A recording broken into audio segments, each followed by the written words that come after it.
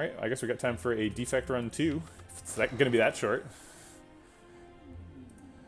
I was assuming that was going to be the last round of the day, but not the case. Not that time. Random Rare Relic is amazing. Only paying 99 for it is a steal. Swapping out for a Boss Relic is terrible on defect. Cracked Core is really good. 3 potions and colorless card to obtain are sometimes good if you're forced into like 4 or 5 early fights. You might need that little early boost. Let's see if that's the situation.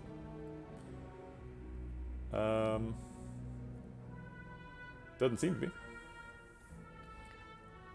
Yeah, Act 1 is almost all about just getting damage. More for Gremlin Knob than for Lagavulin. But particularly for Gremlin Knob, you will definitely lose that Gremlin Knob fight if you're not picking damage commons. I think Silent has the most problem just randomly dying to Lagavulin. But because sometimes you don't get deadly poison. There's another 4-fight route available. Maybe our defect will have better luck than our Silent did.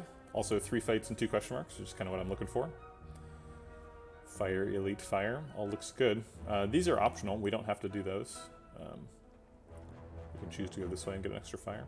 Although that would be a 1 Elite Act, which I would say would put us way behind. I guess we are in a position where we either have a 1 Elite Act or a 3 Elite Act, which is a little bit scary. We might be here and be like, well, I could fight 1 Elite, but I can't fight 2.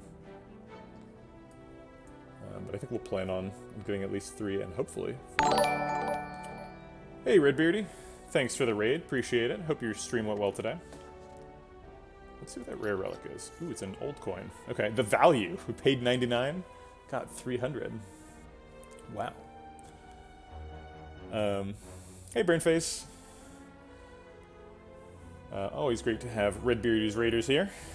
And Redbeard himself, obviously. The king of the Redbeard gang. Let's see. I was thinking about this route where it's these 3 fights with the 2 question marks in the middle, but I suppose I would rather do this route with the question mark before this one. Main reason being, if this is Golden Idol, we get extra gold for this fight that we wouldn't get for this fight. Okay. Great. Dual cast could kill 1. That would be nice.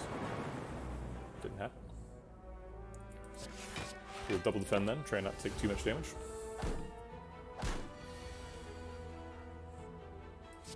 Did you slay the Spire? Did you monster train? Did the Spire slay you? Ironclad and Silent Heart kill. It's very nice. I almost got an Ironclad heart kill. Well, I wouldn't say it's almost a heart kill. We died to the Act 3 bosses, but we had a plus 15 Searing Blow, which was very exciting. Not like in a fight either. Like at the beginning of a fight, it was plus 15. I think we're just going to take 3 again, and then next turn we'll try and kill 1.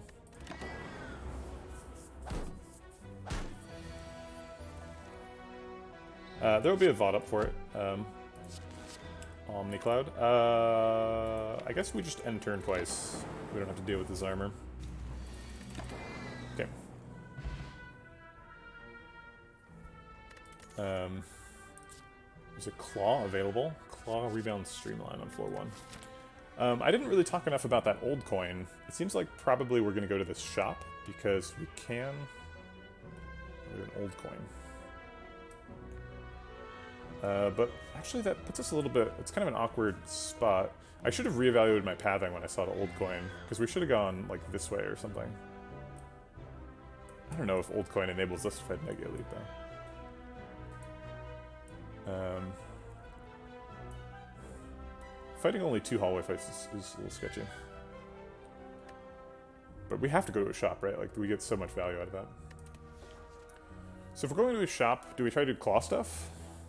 Do we assume that, like, the shop will have, like, an all-for-one or a rebound or something? Alright, I'm gonna have to deal with that cat.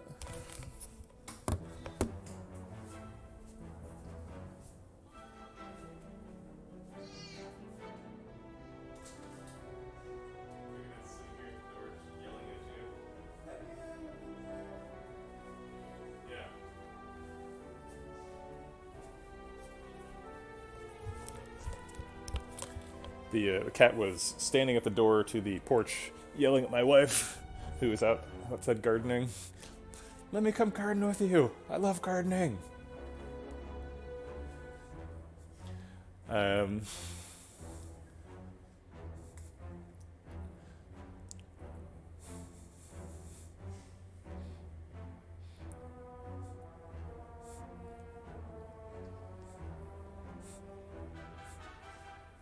So I like Claw. I think Claw decks can work. The best indication I have that Claw is a possibility is either if you get All for One or if you get Kunai. Those are sort of the biggest green lights for me to pick Claws. It is floor 1, but the only thing that we really know about the run is that we have Old Coin. Right, so really we're going to find out what the run is here. And we shouldn't try to force a Claw deck just because we see one on floor 1. Rebound often goes in Claw decks because it lets you play your Claw twice. And Rebound tends to be good in sort of a like broader variety of decks, in addition to just being 9 damage, which is quite a bit. Yeah, I also think that all 3 options are viable. I tend to lean away from Streamline. It's very good in Act 1. I think an Act 1 Streamline solves a lot of problems. But I never end up getting it going in Act 2 or Act 3. It's like, oh, there's that Streamline. So I think we're going to pick Rebound here. Keeps our options open. It is Golden Idol. Okay. Well, hopefully this is just a hallway fight. That would be nice. Because I do think we have to go to this store. Oh, wow. So we got extra gold to take to the shop. Alright. You drive a hard bargain, Serpent. We'll do it. Go to a floor 6 shop with, or floor 5 shop with 500 gold. Nothing happens this turn.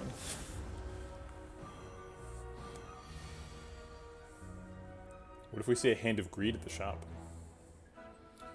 3 strikes, blocks for 4, defend only blocks for 3.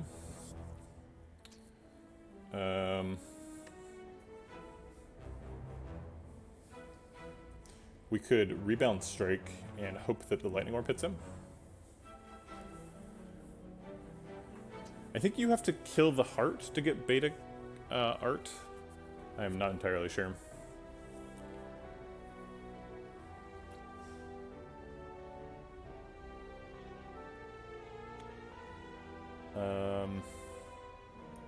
So blocking for 50% of 4 is 2.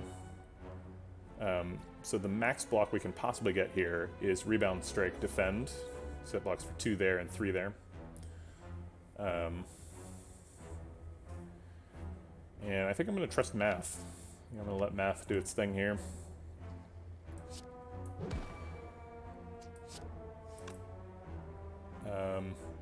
We'll Rebound the Defend. Our Frail is wearing off next turn, so... Alright, Math, help me out. Dang it.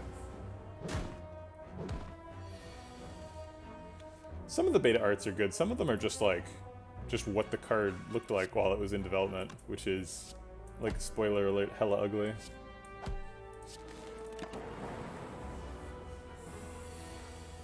I do really like the beta art for, like, Cold Snap. It's so cute. Max damage here is 15. Hey, that looks like lethal.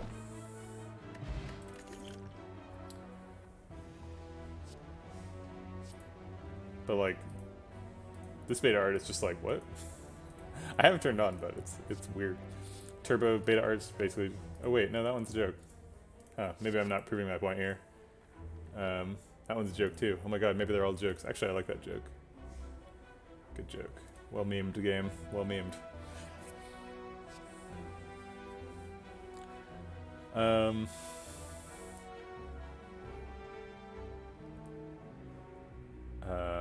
Let's see, what do we do?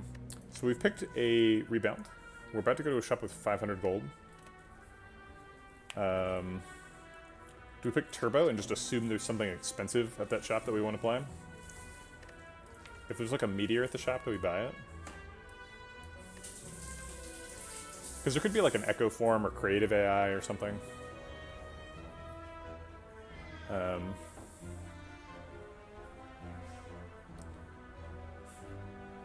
Mr. Quackums, what are you talking? Blue Strike and Bed Strike? You're talking about the strikes that Defect has? Oh, you must mean Red Strike. I guess I do like that. But see, Defend is just like, this is an actual MS Paint version of the same card. I think I will take Turbo. This is like very likely to be misguided. But I'm excited about that shop. Hopefully we can make it work. Okay, we got Orange Pellets. Orange Pellets is frequently extremely good in Defect because of Bias Cog. Also just like creative AI.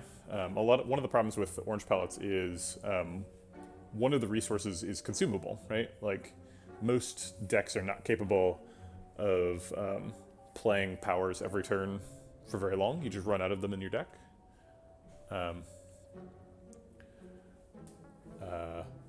But with Defect, you have creative AI, so you can generate powers every turn and always trigger Orange Pellets. So let's remove the doubt and buy Orange Pellets, and then decide what we're doing with the rest of the money, basically. Heat Sinks is kind of nice if we assume we're doing a power synergy, and it seems like we're probably doing power synergy because we just bought Orange Pellets. But maybe Heat Sinks is not like the first card you want out of that synergy package, right? It's like the fifth. You want the creative AI first, and then you want the Echo form, and then you want the Heat Sinks eventually.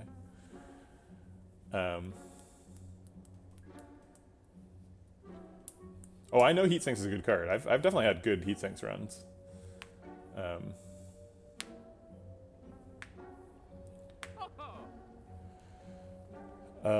Sunder, just to have an attack. We took a Turbo. Turbo and Sunder kind of go together. Cold Snap. We are in Act 1. Taking those kind of cards is pretty reasonable. Secret Technique could do something maybe someday.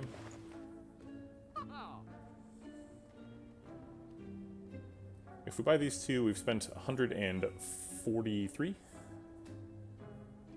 143 leaves us with 98 left, so we could buy a regen pot. Seems very conservative, especially since we're only getting... Oh wait, we might be doing 4 elites. Okay, yeah. Conservative is good. Let's do that. I forgot we were doing 4 elites. Okay. We got a regen pot, so we don't really need to rest right here. We could rest, but we can also upgrade Sunder. And that makes us feel good about our decisions. Yeah, we can like turbo rebound Sunder, kill multiple sentries over multiple turns. Seems great.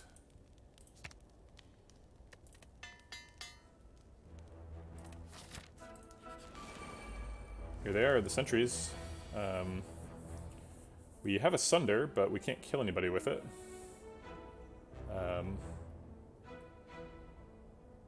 Alright, we'll just set him up for next turn. We'll go ahead and regen pot too. It's not like it's not happening this fight.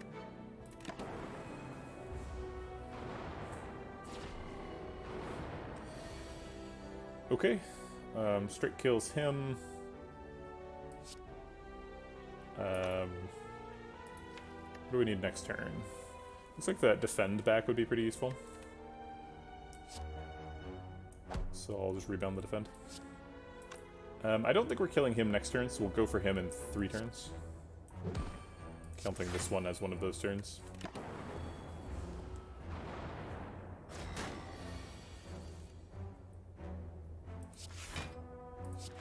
Defend, Cold Snap. The only way we're killing him is if we redraw Sunder, but that's okay.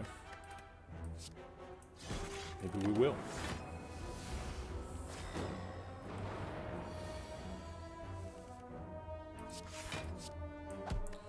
We'll just keep going for him because he's got lower health now.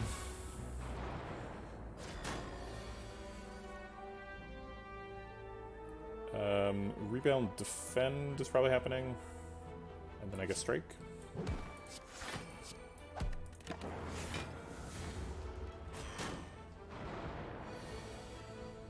Here's the Sunder. Let's use it on this guy, because it does more damage. And we're putting on the fight. Okay. Hey, Singing Bowl, that's nice.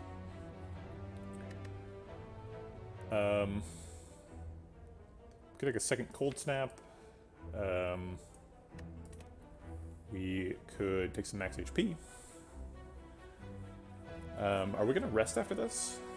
The plan was we might rest. It doesn't seem like we really need to. Thanks to that regen pop. Yeah, let's take a Cold Snap. We need some attacks still for Gremlin Nub.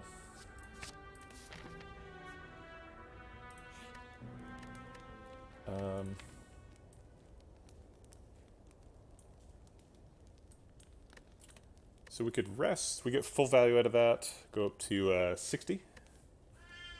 Doesn't seem like there's anything that's amazing to Smith here. It's probably like Zap or Rebound.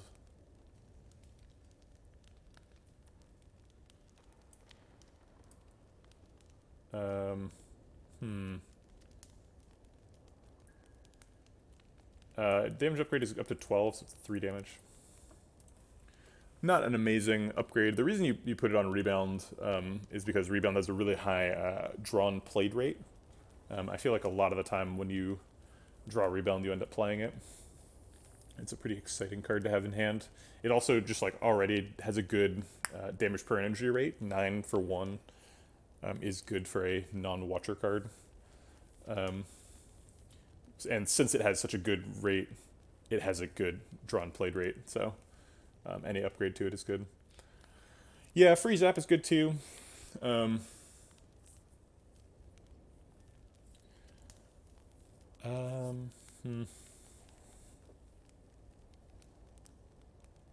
think I'll just take the rest. I think if we rest, we have a way higher chance of getting 3 more elites. And none of those upgrades are blowing me away. What's in the box? It's a mummified hand. Wow.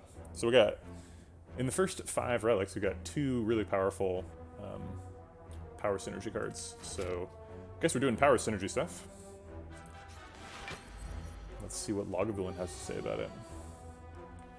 I would love to get the Frost Orb developed. We can't play his Cold Snap without waking him up.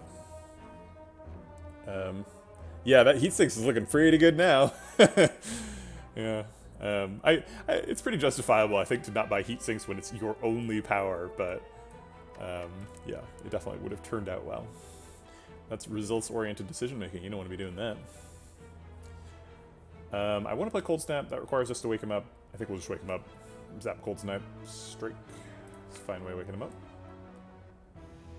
up. Maybe we want to wake him up with Sunder, actually. Yeah. Because we don't want to play Sunder while we're being attacked. We want to play Sunder as a way of saying hello. So we'll just play the Zap this turn and chill. Hey, you take that back, Redbeardy. That's not nice. I don't do results-oriented decision-making. Oof. Man. That hurts. That hurts my pride. I'm just kidding. You don't have to take it back.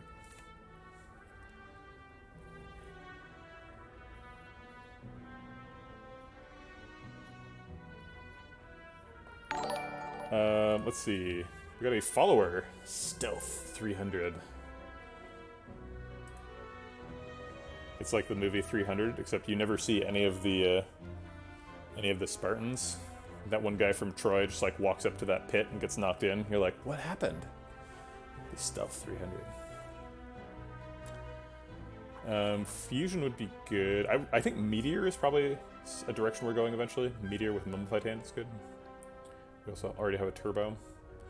I think this turn we're just waiting though. Oh no, he's gonna wake up. Quick.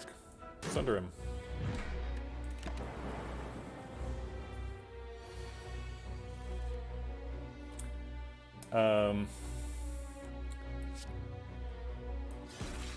Cold Snap is happening because it blocks and attacks. And then just double defend. Try and preserve some health so we can do a bunch of elites. Defect does not have the same kind of problems with Lagavulin that Silent does. We can zap Cold Snap dual cast to double evoke that Frost Orb, do some damage. Ends up blocking for 12 and getting 2 evokes at 16, 19, 25 damage. That seems fine. Let's put the Frost Orb in front in case we want to evoke that in the future.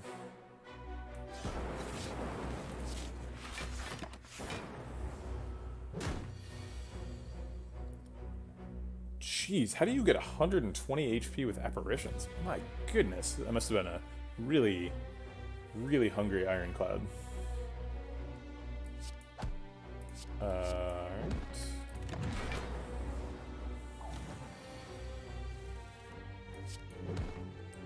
Kapow. Pen Nib. Well, that's another Meteor Synergy card. I think Hello World is probably a pick. I don't hate Hello World in any situation. But with a Mummified Hand, it's extra good. It has some stiff competition, though. Rip and Tear is just about the most damage you're going to see in Act 1, with the obvious exception of Sunder. But Rip and Tear is more damage per energy than Sunder is, which is saying something. Hello World generates ways for you to attack and block, and those are all good things. It's not amazing in like Act 3, obviously. Sort of junks up your deck with lots of random commons. But even then, like, you know, you play an Echo Form, you play a Hello World, and you get like a, you know, whatever, some block common. You get like a Leap block for 30. I believe our Act 1 boss is Slime Boss. Let's see. Ooh, nope, I was wrong. Darn. It's Guardian. So it'd be nice to generate some ways of blocking. I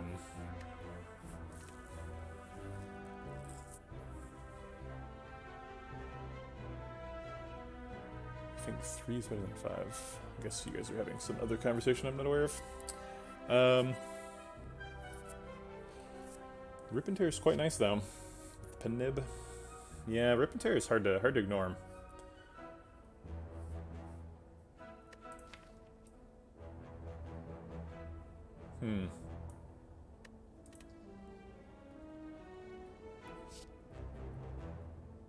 But we have Mummified Hand. You guys don't want to take powers for Mummified Hand? Come on. Something's got to decost that Meteor Strike. We don't have any strength scaling.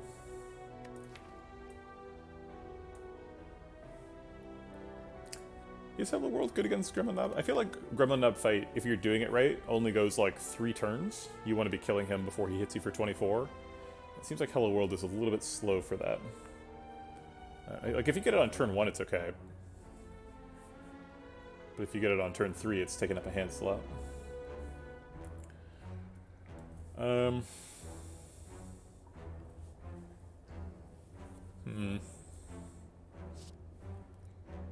think I'm gonna take Hello World. Oh, I think it's better for like Act 2 than Rip and Tear. Okay, this is an easy pool fight, which is surprising. I thought we were done with all those. Yep, I guess we skipped an easy fight early. Okay. Alright,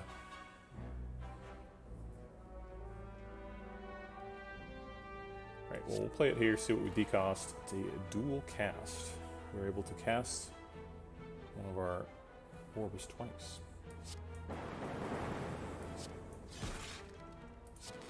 There's our first Orange Pellets proc.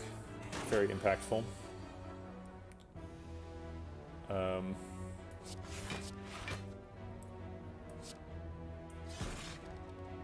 Clearly not paying very much attention. I'm watching chat and making mistakes, so I apologize for that. B-Mod's got me back on my exercise plan. Chat-powered exercise. A smoke bomb has appeared. Another Hello World. If I knew I was getting another one, I would have picked this stupid ribbon tear. Didn't know I was going to have two of them.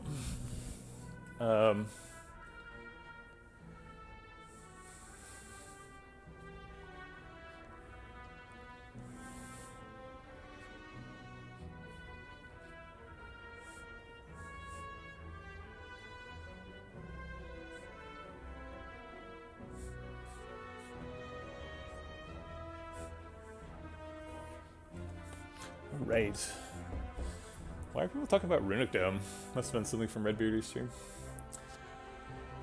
I guess, do I take a second Hello World? I don't really want a turbo or a second turbo or a multicast. I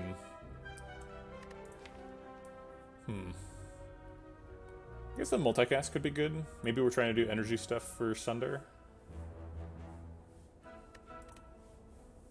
Maybe we just take HP here.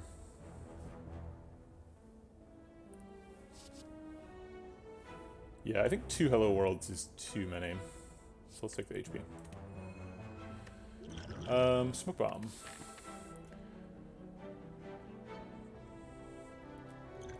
Liquid Bronze is pretty nice for the Automaton fight. Is Smoke Bomb better than Speed Pop? It probably saves you more life, but it also costs you card reward. We're going to be aggressive here and not take the Smoke Bomb. Okay. It is Gremlin Knob.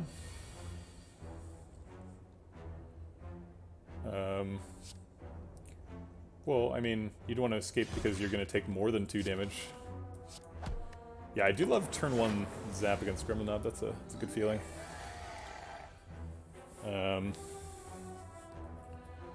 I think it's going to be Cold Snap, Double Strike here, and hopefully we'll finish him off next turn with the apparently pen-nibbed Sunder.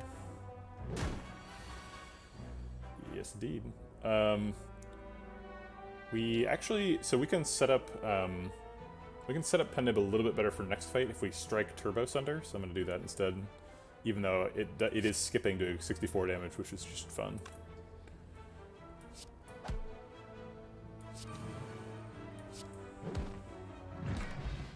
Symbiotic Virus. Well, I guess I was supposed to take the multicast, but there was no way for me to know that at the time, so whatever.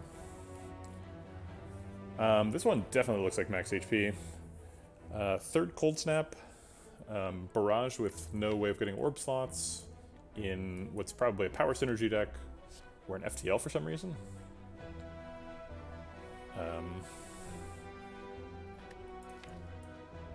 Yeah, the third Cold Snap is not crazy, but I think max HP is better. Oh, it's Gang of Slimes. We got the Rebound Turbo Sunder combo,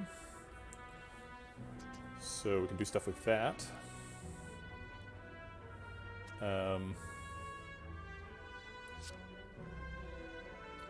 Okay, well, let's do it then.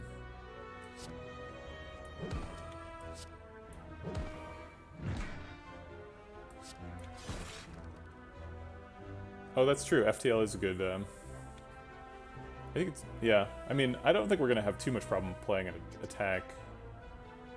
I wish I knew where this lightning orb is going. If it hits him, then we can block by hitting him. If it hits anybody else, then we can't. I guess the only good outcome is this, right? Okay. Fair enough. Sunder's back. And the max damage we can get with this here. This only does 4. I guess we'll block for 6 with it here. And not worry too much about max damage. Decosting nothing. And we want to set up Pen Nib, so we've played 2 attacks, and that's probably Beam Cell Strike. Alright. Defrag is a power. It's a really good power. We have lots of Frost Orbs. We have lots of power synergy stuff. Pretty much, obviously, defrag, but also we have to do exercise because chat said so.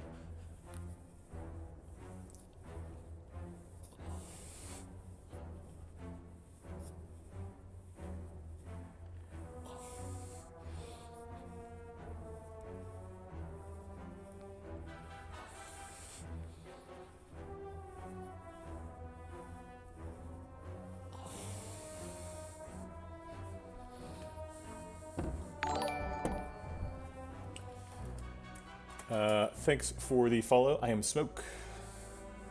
It's pretty creepy to be followed around by smoke. It's like the Game of Thrones child of light. Why did the light god have a smoke baby? I guess like there was something about casting shadows. I'm on to you, Game of Thrones. Smoke is not fire. I guess. Oh, okay. So fire has a smoke baby. I get it. All right. I get it now. All right. Yeah, fire, not light. She is always talking about light, Melisandre, but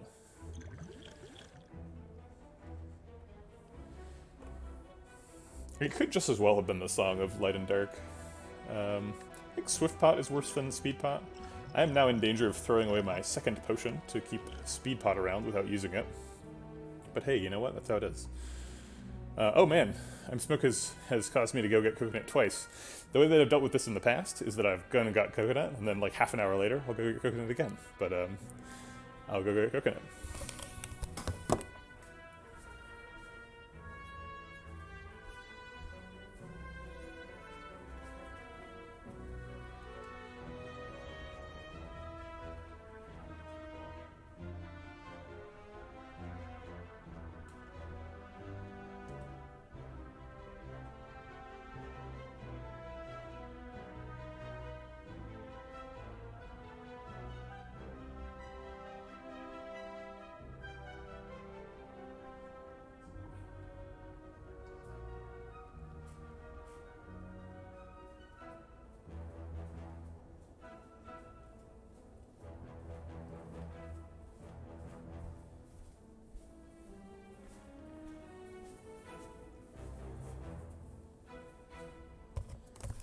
Okay.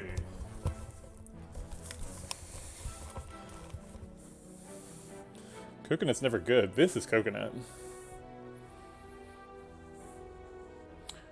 Why don't the Grey Lords play silent? Because what is dead may never die, die. Excellent. Well memed. I appreciate that. Hey, that's my microphone. You can't have that.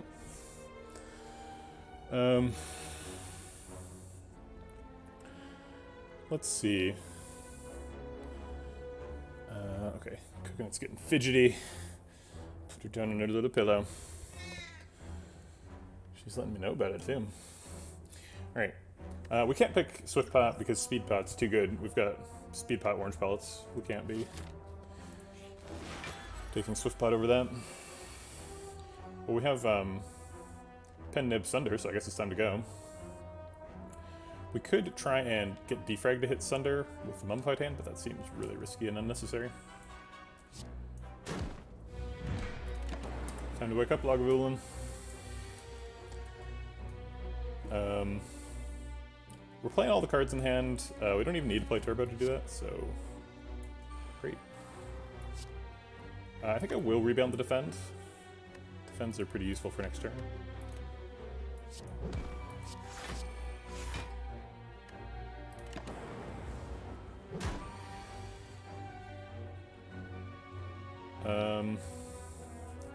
Are we just gonna use the Speed Pot for 10 health right now?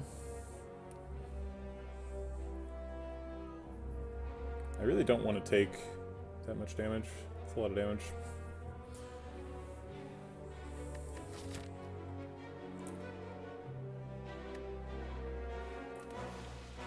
I want that 5 dex during the Guardian fight though. If we take 10 and rest, seems like we're in a fine position. Hopefully we don't get another potion that we have to throw away. I think we'll be okay. We're only taking 8.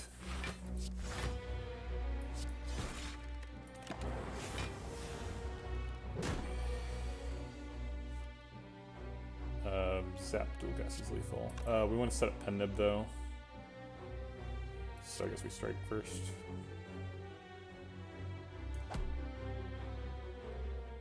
The real greed approach is to not get lethal right now so that I can play more attacks next turn. Does that ever miss? So we could get like 5 defends next turn. If we get 5 defends, each of them blocks for 3 and we block for 9 and he hits us for 9. It's bad, but not lethal. And that's V only way. We have to get 4 defense and a turbo. It's literally the only thing here that doesn't kill him.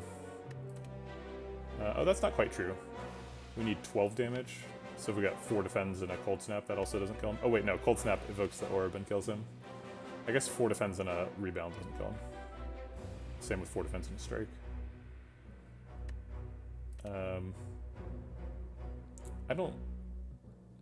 I guess if I strike now, then the only thing that misses is literally 4 defense and a turbo. So I'll just strike him now.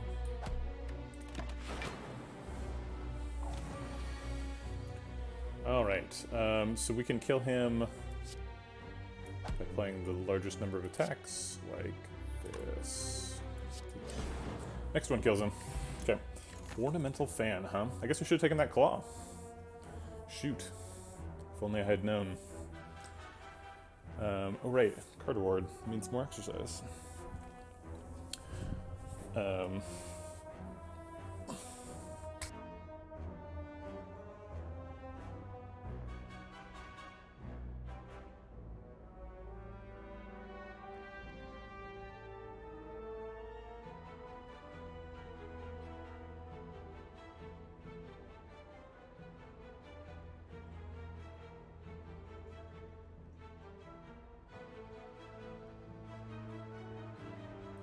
Sorry, I muted myself by hitting a weight on my leg.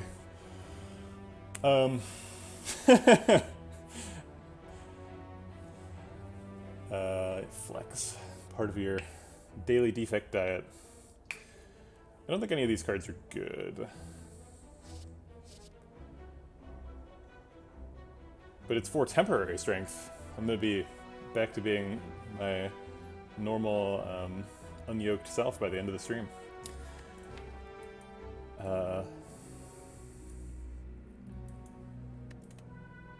I think we just take HP here. And make that rest even more effective. Okay, should be in good shape now. I would still like to get a split after the first turn. Hey, we got that turbo rebound Sunder thing again. We can pen nib the Sunder for next turn by playing 3 attacks.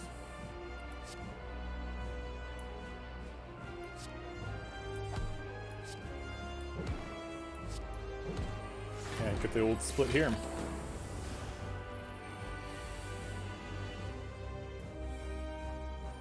What's with the first name burbs? I don't understand. Everybody's bourbon. We take a bunch of damage to Sunder, but it has to be worth it, right? It's 64 damage. Out. Only a little bit back. On the flip side, we could get permanent Dex this turn instead. We could, like, defrag, defend, cold snap.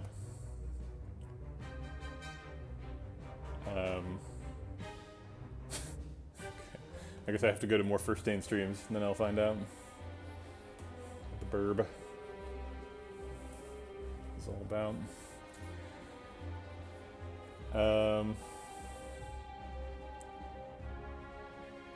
I imagine we win this fight from this position. But if we get extra dex, maybe we win the fight without taking any damage. It feels bad. I think it might be the right thing to do.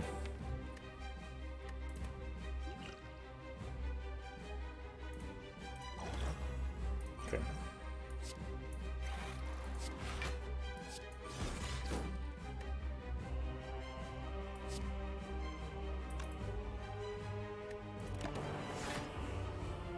We also got that Dark Orb ticking faster if we do that, which is nice.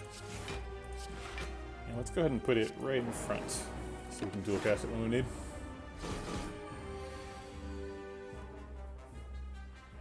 There's the dual cast. We could split him.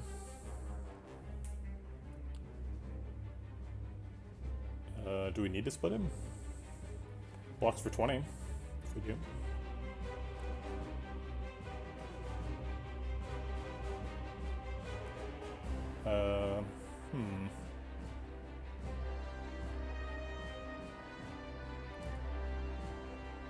I mean, we can't play Cold Snap until we play Dual Cast, right? So I guess we play Dual Cast first and split him. I guess Strike gets him deeper into his health instead of hitting armor. And then hopefully Hello World hits Cold Snap. Hey, it did. bonus.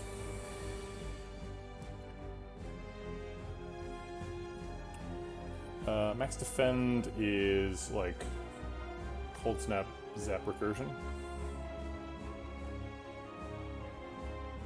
So we end up blocking for 12 plus 6 at the end of the turn. Seems fine. We skip Sunder again, but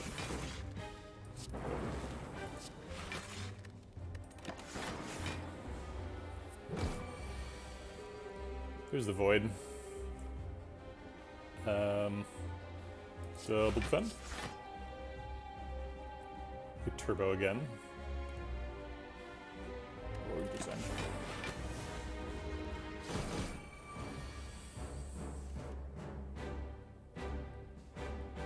Cool Head dual cast does 16. I don't think we're splitting him. We don't do 60 this turn, so we should probably just defend.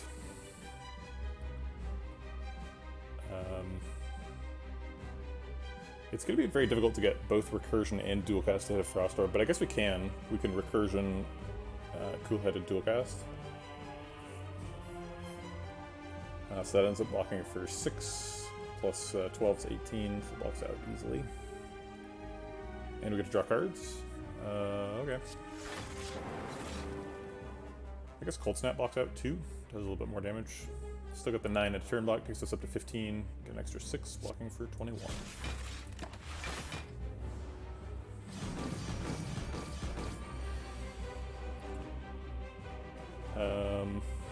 He's not attacking this turn, so we can just Sunder him, which puts him weirdly to 1. I guess we can just split him with the turbo.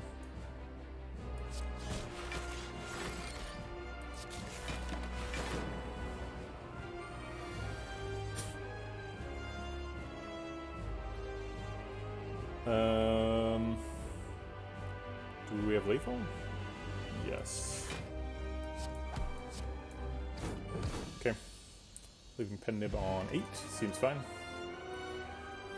Electrodynamics is a power. We have lots of power stuff. It's not Bias Cog.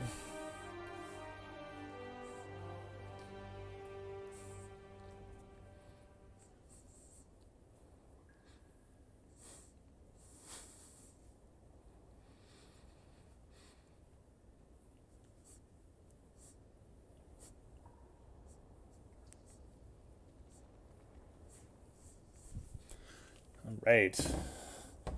Yeah, electrodynamics is really strong, right? We have quite a bit of frost orbs, not too many lightning orbs. Lightning orbs would make electrodynamics better, but I think frost orbs are fine. Oh my god, please give me the right windows, thank you. Hey, there's Runic Pyramid. Sacred Bark and Fusion Hammer, the other options.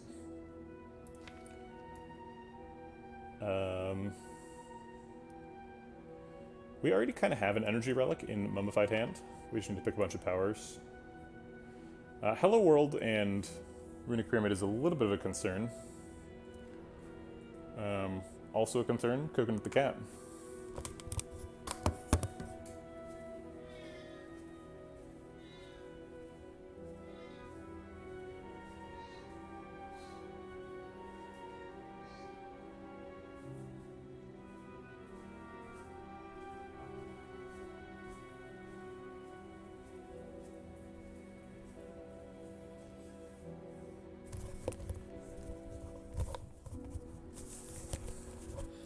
Coconut sees all the birdies in chat. She thinks she's hungry. No, she was at there's a little little sunspot next to the window over there. Hanging out. Coconut, are you the kind of brown coconut that falls out of a tree? No, First Stain thinks you're a little brown cat that falls out of a tree. Alright, let's go do Act 2. Thanks for coming, Coconut. Oh, right, we have to make this decision. Totally forgot. Runic Pyramid has to be it, right? Runic Pyramid's great. We have some good Runic Pyramid cards. Turbo, Defrag. I didn't name her. My wife named her, and she named her because she's like, here, I'll demonstrate. She's like brown on the inside, outside, and white on the inside. See? There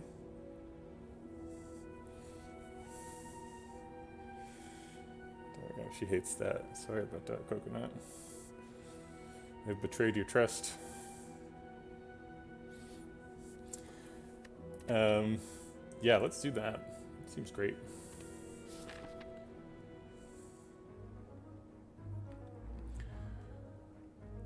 We have 280 gold, so we could go to a shop. Don't need to. We would probably love to have bites. I always like having bites in my power synergy decks, because powers take a long time to set up, and then bites heal you. So to get bites, we have to go to Act 2 question marks. These are question marks. That's a question mark. There's some more over here. There's one. Found them. It's like a Where's Waldo. This game's easy.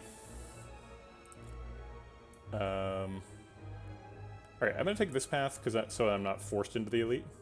So I can take either elite or fire here. And I'm not willing to divert to the shop because it costs me a question mark. We'll go to the shop later. Maybe this. These guys are trying to take my money. That's rude. Yeah, you tell them, Coconut. Just rude, don't do that.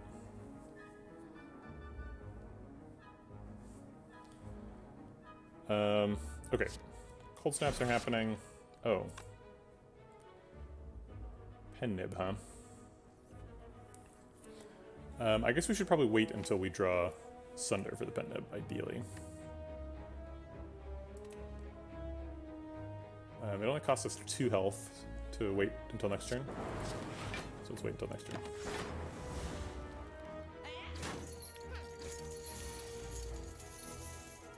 If we electrodynamics, the Dark Orb hits this looter, and then other things also happen.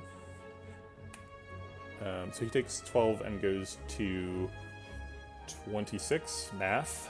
Got it. We get 3 lightning orbs doing 9 AoE damage, putting him down to 17. And then we give our cat little chin scratches. That's pretty important. We can't do 17 damage.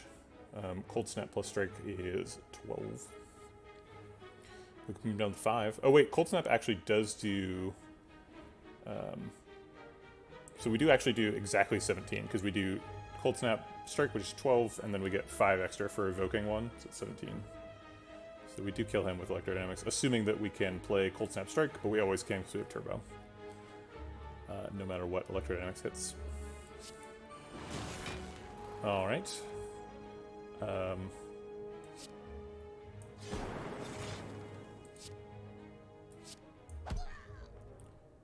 I guess we'll just play Hello World for the lulz. And Sunder gets a kill. Yeah, okay. Alright, Flex Pod is another one we can manipulate the orange pellet's interaction of. Get that temporary strength, and then remove the temporary part. Yeah, this is a very AC/DC deck, because we've got Electrodynamics, which is just like, I don't know, seems like an AC/DC kind of card, and we can Sunder Strike people. I guess neither of those is the card Thunder Strike, which is available. Compile Server is a little bit scary with Runic Pyramid, because we will end up drawing more cards than we can play. It is upgraded, does 10 damage, draws 2 cards on turn 1. These things are all true. But Beam Cell is easier to get out of your hand. Doesn't have negative energy or economy implications.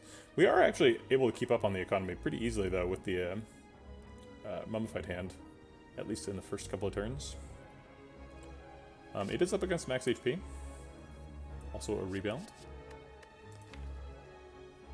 Beam Cell, that's true. Beam Cell helps set up the whatchamacallit? Pen Nib, and helps pay off the Pen Nib. I guess Beam Cell is usually pretty weak, but in the context of a Runic Pyramid Pen Nib Sunder Plus deck, quite strong. There's quite a few arguments for Beam Cell here. It does cost a card draw, obviously.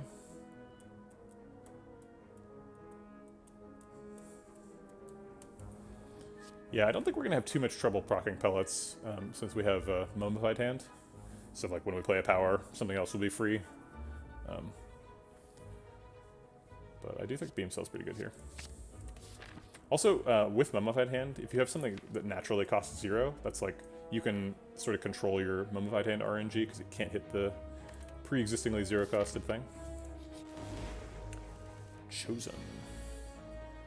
Alright. Well, we'll get a chance to play some skills before she starts off here.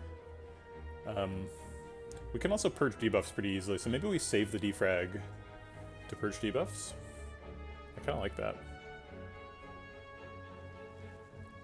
So we're just passing this turn? Weird. Okay.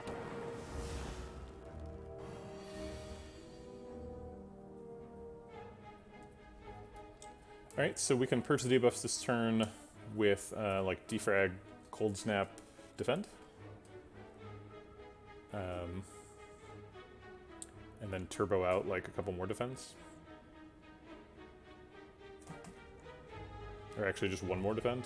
Defend Hello World, maybe? I guess let's just see what defrag hits.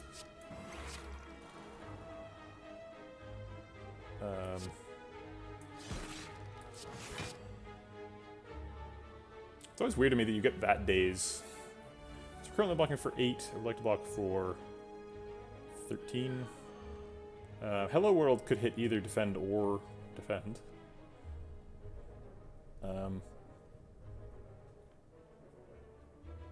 I guess worst case scenario, we just turbo it. Hey, it did hit defend. Look at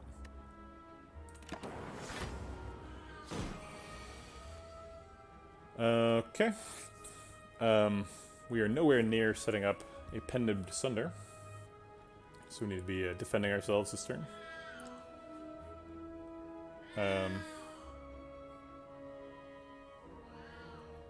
We could rebound dual cast, so we could dual cast this and then dual cast that.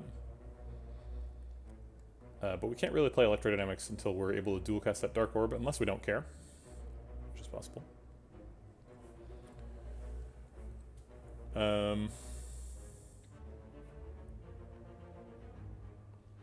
We have 2 turbos in hand, thanks to Hello World, so I guess we should play, like, all the cards.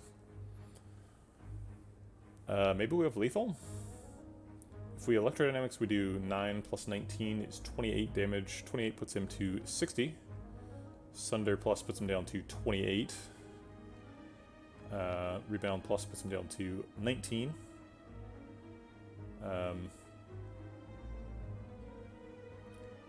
We could get an extra evoke of a lightning orb from dual cast. That puts him down to 10. We've got 2 strikes. If we've got energy for all of it, I think we do have lethal. I'm not going to count it, I'm just going to do it because it's more fun.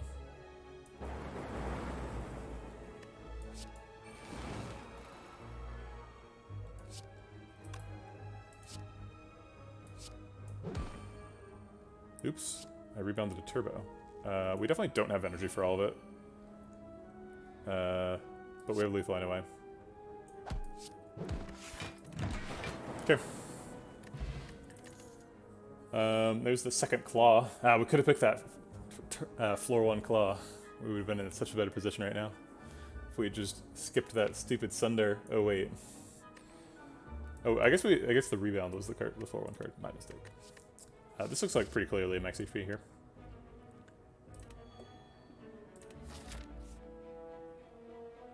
We do have 300 gold now. I underestimated my golden idol, so maybe we do want to go to that store.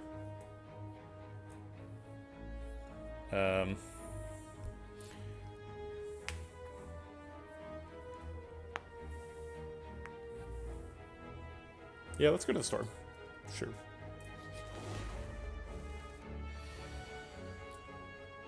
We can purge confusion, which seems pretty important to be able to do. So I'm going to play 1 strike and not play the other strike. 215 gold, wow. Someone's been doing some Spire Analytics. Okay, so we purged our confusion. We will play another Cold Snap to block out. Set up Pen Nib, unfortunately without playing Beam Cell. But we're blocked out, so we'll just wait for the opportune moment. Oh, Weaken plus Pen Nib is such a weak interaction.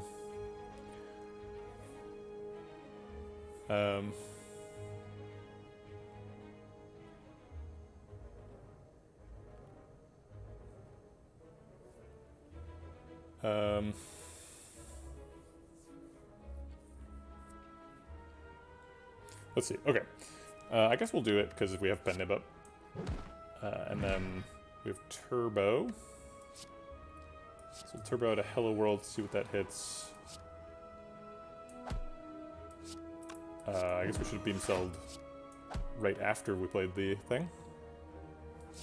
And do some blocking. I don't know. Not a great turn, but we're not dead, so. And this is lethal. We want to get some attacks in. I guess just one attack is all we can do. Okay. Loop is a power. This also does some stuff. Helps us proc our Dark Orb. Yeah, sure. Loop. Membership card with double as much money. Is there any reason ever to not pick membership card when you have more than twice as much money as it costs? I think the answer is no, right? Maybe there's some like rounding stuff with like membership card and courier where like you're off by 1 gold if you're at exactly double on membership card. But that's certainly not the situation here.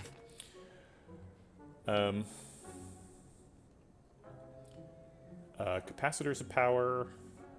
Seems like it does something that the deck really wants to do. Scale up our orbs. We're really missing that creative AI.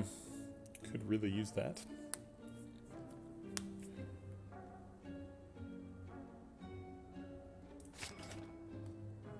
We could buy Blue Candle for the last. Last fella. Hey, thanks for the subscription, Arja. Arjra. It's a palindrome, I can tell that.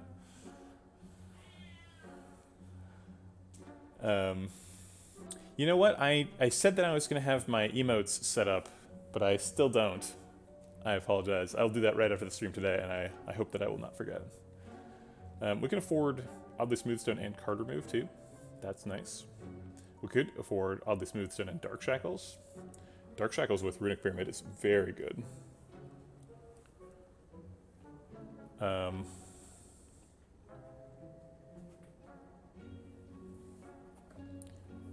I'm not sure what the Blue Candle would be for. We don't currently have any curses. We're not, like, super looking for Necronomicon.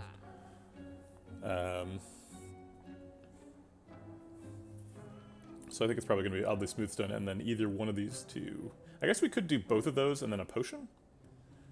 That was also something we have enough money for. I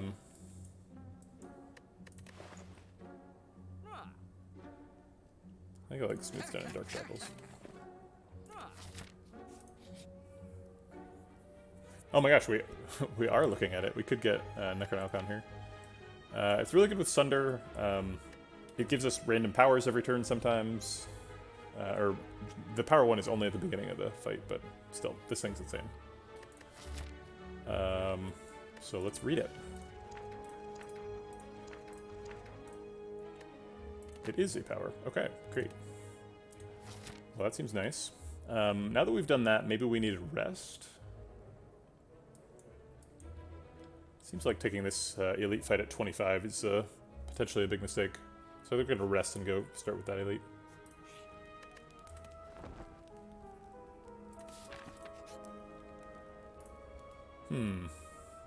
More money or a Ritual Dagger? Ritual Dagger with Runic Pyramid is generally something you can proc. We do have Lightning Orbs, so sometimes we can't control when the fight ends. But we have quite a few frost orbs, so we should be able to put out the fire in time to stabilize if we need to. Sure, let's stay in line. Alright, I think we can fight it late now. Heat sinks, Pug Jam.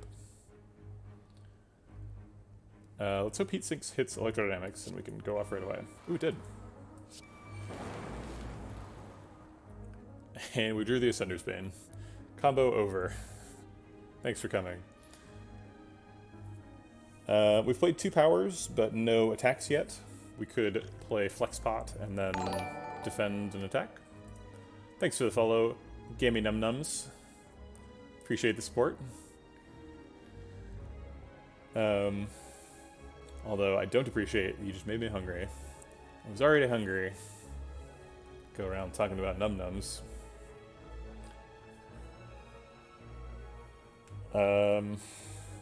If we're going to play an attack, it would probably be Strike, so that we can save Beam Cell for the Pen Nib thingamajig.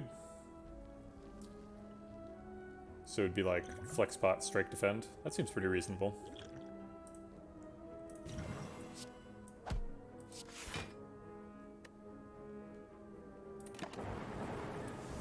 We have to take book stabbing super seriously. He could definitely kill us. Okay, Defrag and Cold Snap blocks a little bit. It's going to be tough to block for 21 this turn. Defrag also draws a card, so I guess let's see what that is. It's Dark Shackles. Hey, that blocks for 21. Well, you don't have to tell me twice.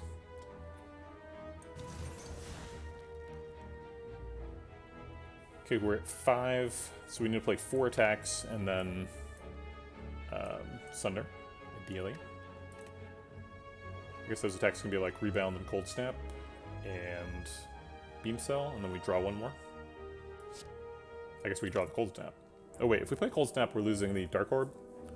It's not a huge part of our damage package, but it is something. We could just dual cast it right now, do 24. We're getting damage pretty quickly.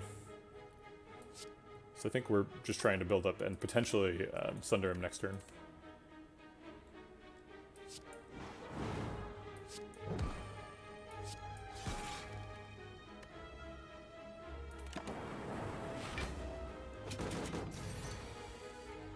Okay, there's the Sunder. We have Cold Snap, Strike, Beam Cell, Sunder with the Turbo. It is, let's see, 37 times 2 is going to be 74. So we need to do 14 other damage. We've got 8 of it from here. It's almost certainly lethal. Okay.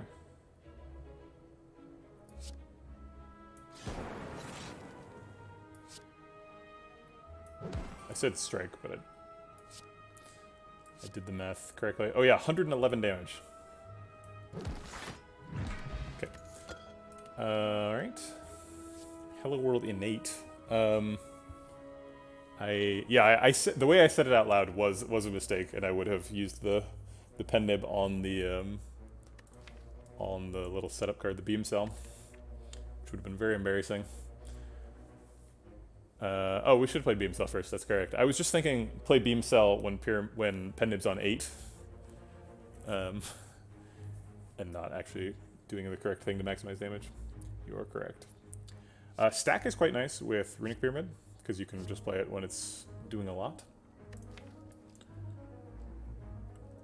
We don't have a ton of block. Most of our block is coming from Frost Orbs, which is a little bit concerning because we only have 1 focus. Does Defect have any discard or exhaust to get rid of unplayable cards with Pyramid? Medical Kit? No, Defect doesn't have any built-in. I mean, Defect has some cards that exhaust. I guess it does, actually. It has Recycle to get rid of other cards. But not a ton.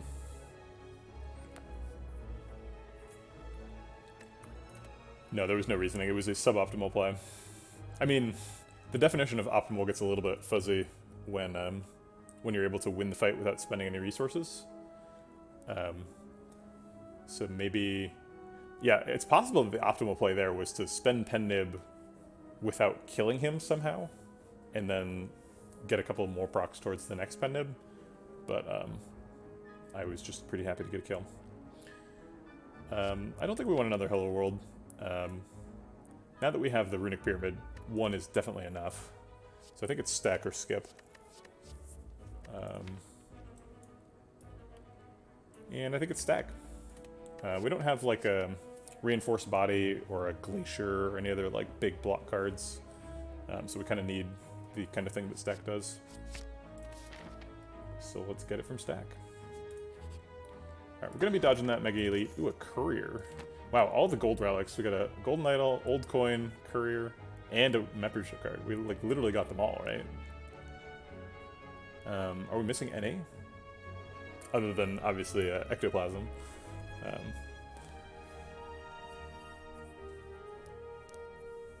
Yeah, I think that's every single one. Oh, Maw Bank, thank you. Yeah. Ceramic Fish. Wow, there's a surprising number of money relics. Alright, I think we're going to go to this rest site and that elite. We could take a potentially safer route by going this way so that we're never forced into it. It's always optional. And that does get us the same number of fires eventually, but the fire before the elite feels fairly safe as well.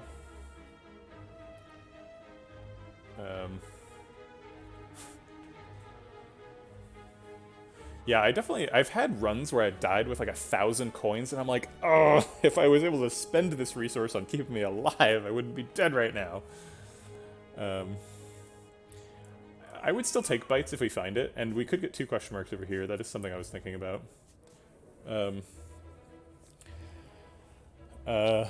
Yeah, I guess... I guess we have some fairly low impact runes, now that I look at it. We've got like Courier and like membership card and like Old Coin and Golden Idol, like things that don't do anything in a fight. White Beast statue. So it's a little bit concerning to like go try and fight an elite right now, especially because this could be like Snake Plant and then like another fight, and then like we're limping into this elite if we even survive to the fire. Whereas we could like just go get bites and then like go to more rest sites. I guess the nightmare here is we go here, get like apparitions or something, feel really confident, and then go here and skip all of the fires. That's kind of bad.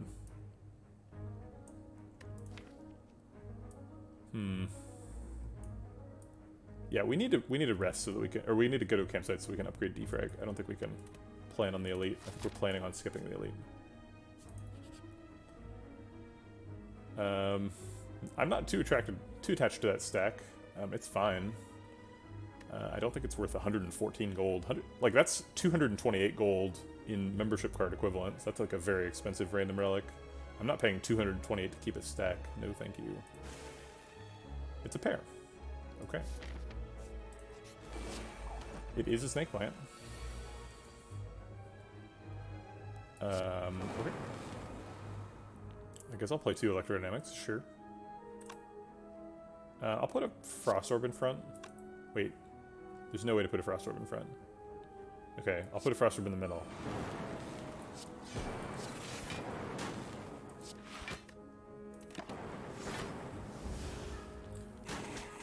Yeah, I'm feeling very good about my decision to not try and go fight elites right now.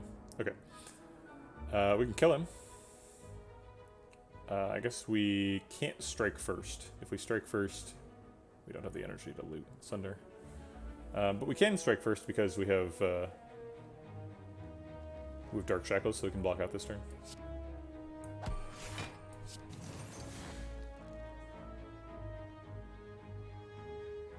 I'm not sure why I would or would not play Loop right now, but I didn't, so whatever. He is debuffing, so it looks like we can keep playing attacks, get that Pen Nib set up.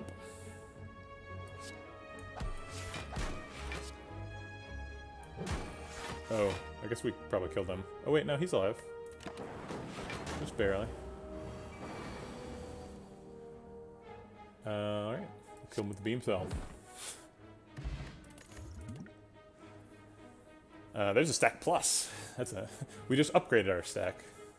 The event took the stack from us. Ranweed. We took the lame stack, and we got the better one back. Thanks, Ranweed. Okay. And this is a fight, too. So, yeah, we would have been really screwed if we went this way. It would have been Snake Plant and then this fight.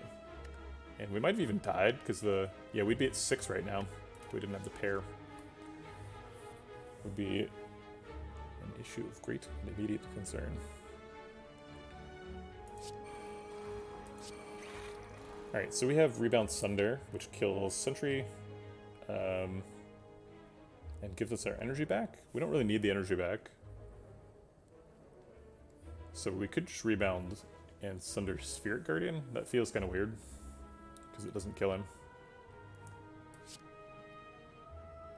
I guess I'll just take the kill.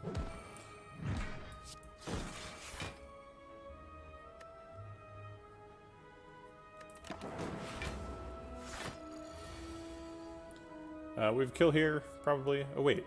No. We are off.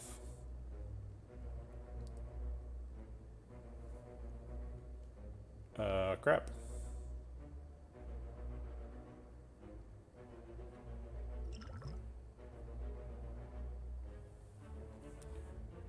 So that puts him to 21. Oh my god, we have never procced Ritual Dagger. I totally forgot it was in the deck. Redbeardy. What have I done? I think we're just going to play Hello World, Cold Snap, Defend. It wastes the Pen Nib. But it blocks? Oh, well now we have a Turbo. So we could Turbo out the Sunder, do 64, and then still have an energy for Cold Snap and Strike. That does 12, so he'd be at...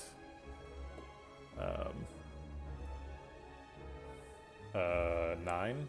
Take 4 and survive at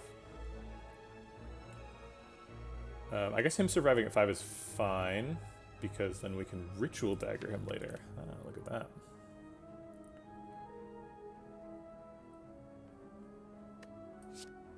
Fine.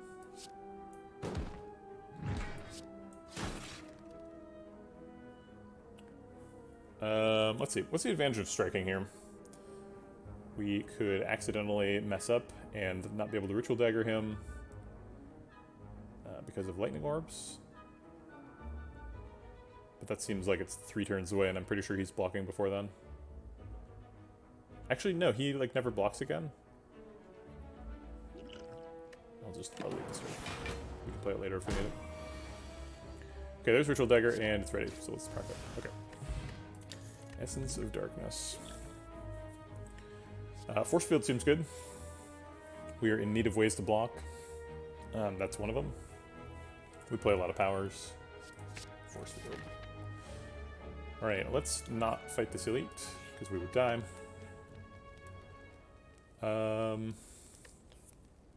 Rest or Smith? I think maybe we rest at both. So we're resting here. Oh, a free Echo Form, you say?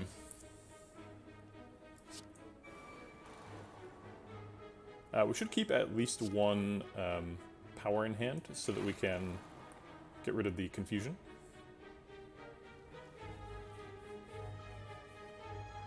And then we'll probably play these to get rid of confusion next turn.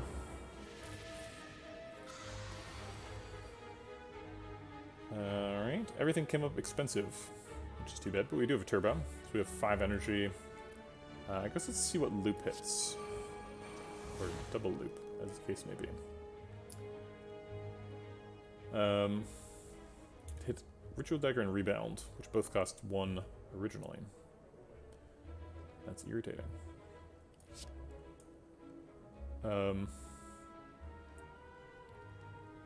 Rebounding a Cold Snap and playing Dark Shackles seems pretty reasonable.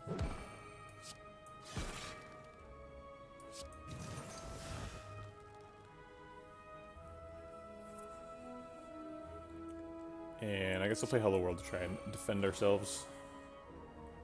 I'll play Beam Cell while it doesn't cost 2. And it blocks for 4. Neat.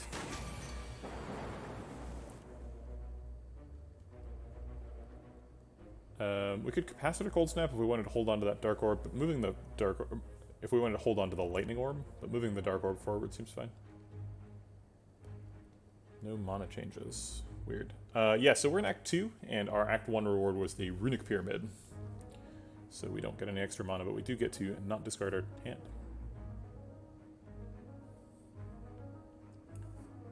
Oh, right, yes. We purged the... No, we purged the confusion, so we're not confused anymore. That's why they have all of their original costs.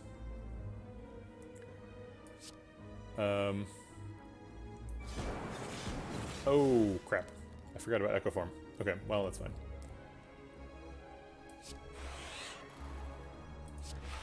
And I'll play the strike while the getting's good. I actually, like, kind of went insane one time on stream when I forgot that I had purged the confusion effect. And I calculated the probability that all the cards had come up with the original costs, and I was like, how is this happening? But it's because I just wasn't confused anymore. This is not lethal. It's 26. This is lethal. That's a problem, because it's not Ritual Dagger. So I guess we double play something that's not Sunder. Like Stack. Yeah, let's dual cast Stack. And then realize we don't have enough energy for Sunder.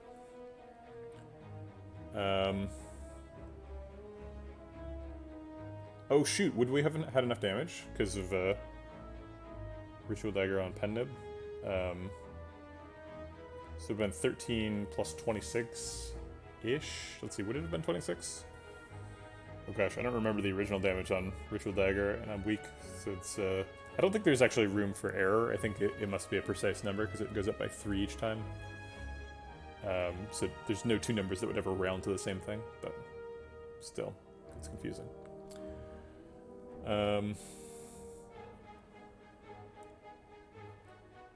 13 plus 26 is only 39, so it wouldn't have been lethal. We could zap, and then it would do 4 damage, and the next turn it would be lethal. Sure. We should probably clear some hand room. So I'll do that.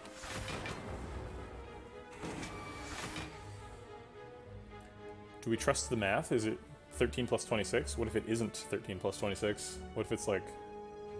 I guess it would have to be 13 plus 24, which is not possible. So it's probably lethal. It's 27. It rounded up. Genetic Algorithm is nice. It's a big old chunky block card. It's a little bit late on floor 31. So even if we upgraded every fight, we're probably only getting like 15 fights between now and Act 3 bosses. So it's like, ends up blocking for 30. We don't actually have an Echo Form in the deck. We had an Echo Form generated by Enkerelden. It would be nice if we had Echo Form. We had Echo Form in that fight.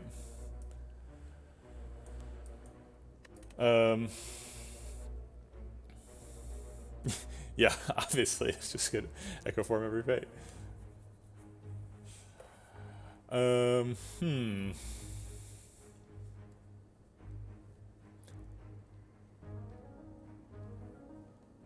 I think I'll just take the max HP.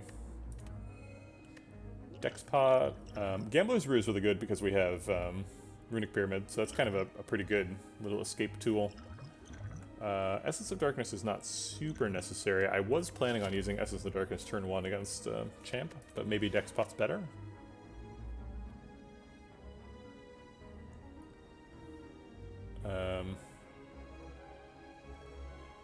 I mean, Creative AI versus Bioscog would be an easy pick, right? I think Bioscog would be way better. I mean, Creative AI is cool, but I feel like Bioscog would really make the deck go. Like, the best thing we could get from Creative AI is Bioscog. Yeah, I think it is better. Right. Are we resting again? No, we have to upgrade defrag. We're gonna have to be bold here. We might die, but we need that defrag upgrade. I'm willing to risk it.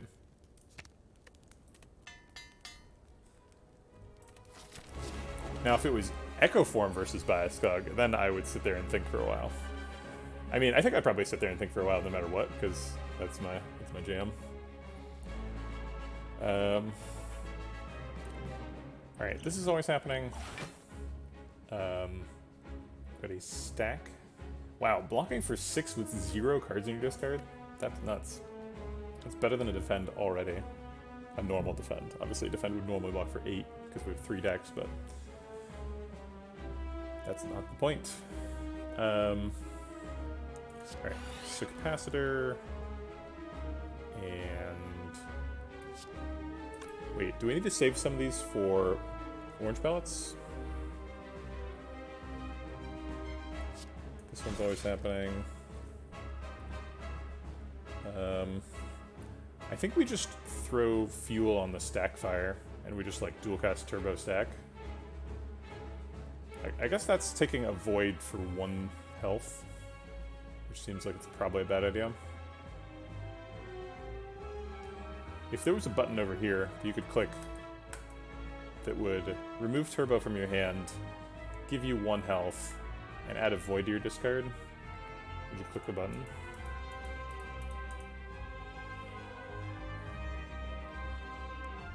I think you probably don't click the button. So I'll definitely play this for the 1 energy. I want to keep Loop to purge debuffs, but I think you're right. Loop on Dark Orb is too good. So I'll go ahead and play Loop 2. And take 8. Alright, no debuffs yet. Electrodynamics is terrible for purging debuffs because it's super expensive. So I think maybe we just like Cold Snap Defend. We do have Turbo though, so we can probably pull it off. Cold Snap Defend blocks for 12 and we take 2. This is the debuff turn, so we'll save Electrodynamics for that.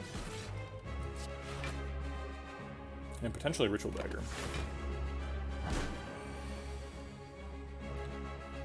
Vulnerable and Frail. Looks like we got an easier way to do it. Do we play Hello World in boss fights? I was thinking about this earlier. I was thinking maybe we just keep 1 card in hand forever instead of keeping an ever-increasing parade of terrible cards.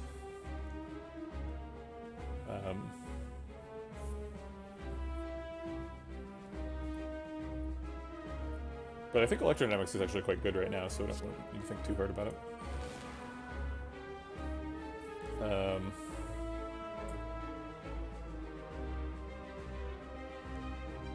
It does make Cool-Headed and Cold Snap, that's true.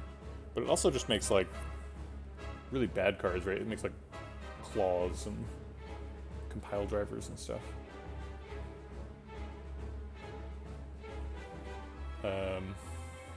So we have to play a skill, and I don't want to play Force Field because Force Field blocks for a lot. Why not Electro? That's confusing.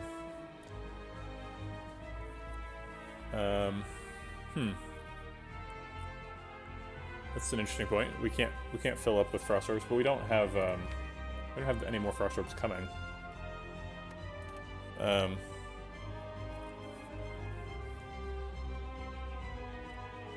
I think we just play Turbo and Sunder. We have to play a skill, so I guess it's Turbo.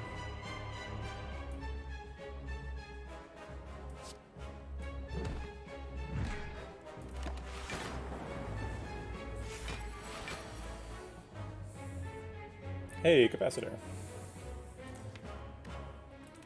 See, Electrodynamics is fine. Don't worry about it. Let's play the powers. Maybe I'm not supposed to play those. I guess I'll keep Hello World to purge debuffs, since I'm not sure I'm even supposed to play it. And I'll play the strikes just to get them out of hand. We are only drawing 4 cards this turn, but I think that's worth it.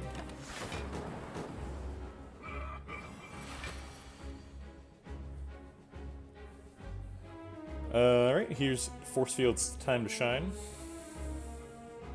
Somehow we ended up vulnerable. I guess we could purge vulnerable here. Okay.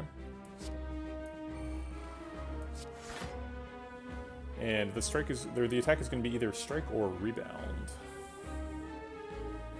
If it's going to be rebound, what would we rebound? We should have rebounded the force field. 5 head.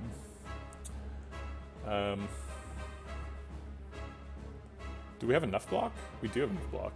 That is a good point. Maybe just because I'm bad at this game. If you ever consider that.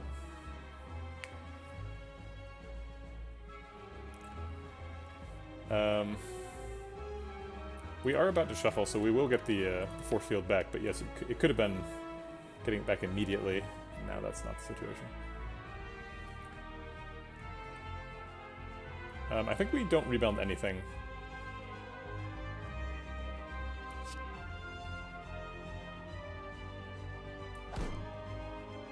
I think we play Zap and Rebound, just get Rebound out of hand.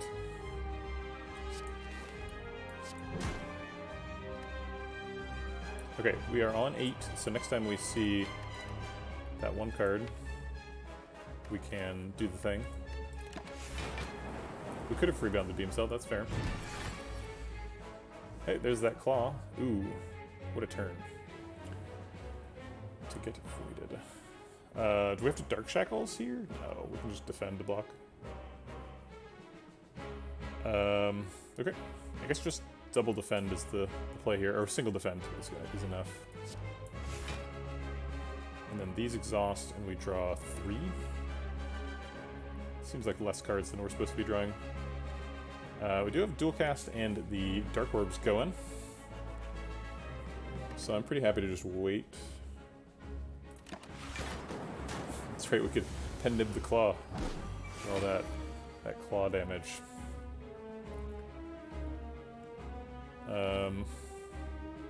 Well, we're gonna have to play some attacks soon, and it looks like we're not gonna hit Sunder.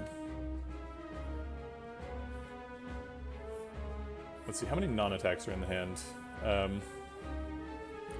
have 1, 2, 3, 4, 5 non-attacks.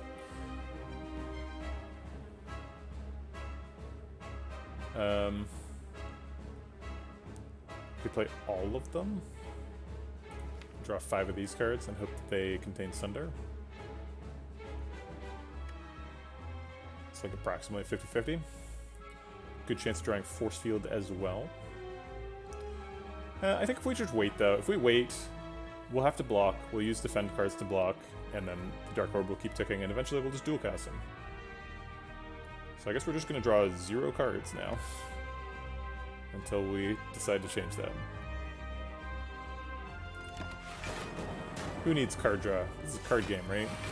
Nobody ever needs to draw cards in the card game. Alright, champ. You gonna play hard to get? Fine. I'll continue clicking end turn until you make me not do it. Okay. He's making us not do it. We don't have to whiff dagger on this fight. We can maybe just Dark Orb Ritual Dagger him to death. So we could, like, dual cast Beam Cell Ritual Dagger. So dual cast is currently doing 144, or sorry, 244. Which leaves him, well, let's see that later. We need to block this turn.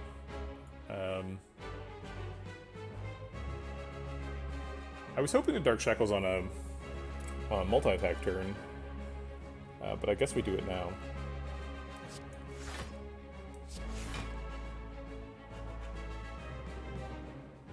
Actually, no, we're blocked out. We're only taking 1 here. We don't need a Dark Shackles.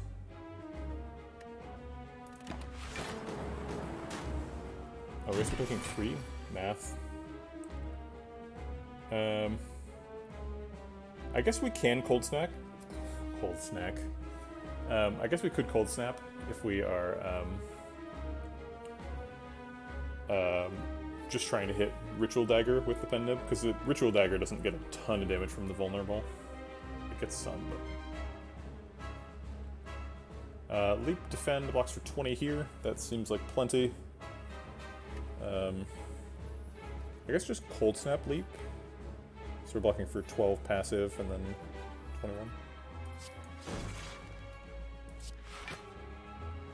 21. So if we dual cast the Dark Orb next turn, it's going to be, well, we'll do the next turn as next turn. 154 times 2 is 308. 308 leaves him with 14 plus 25 minus 8 damage. 14 plus 25 is... or I guess I'll just do the... Oh crap. Okay. 14 minus 8 is 6. 25 plus 6 is 31. Ritual Dagger's doing 42, so this is lethal.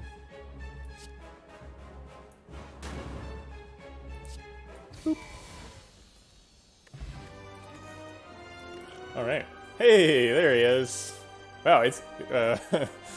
Redbeardy 100% called it. So we kind of pre-talked about this, but I guess I'll talk about it here. So Creative AI does some amazing stuff. Creative AI triggers are Mummified Hand and Orange Palettes and stuff. It gives us Echo Forms, it gives us Bias Cogs, it gives us other Creative AIs. Did we ever pick a Heatsinks? Picking Heatsinks would be kind of foolish, right? Because we have Pyramid. But, you know, it draws us a bunch of cards. Eventually we get, like, Storms and stuff. That's really slow. It takes a long time.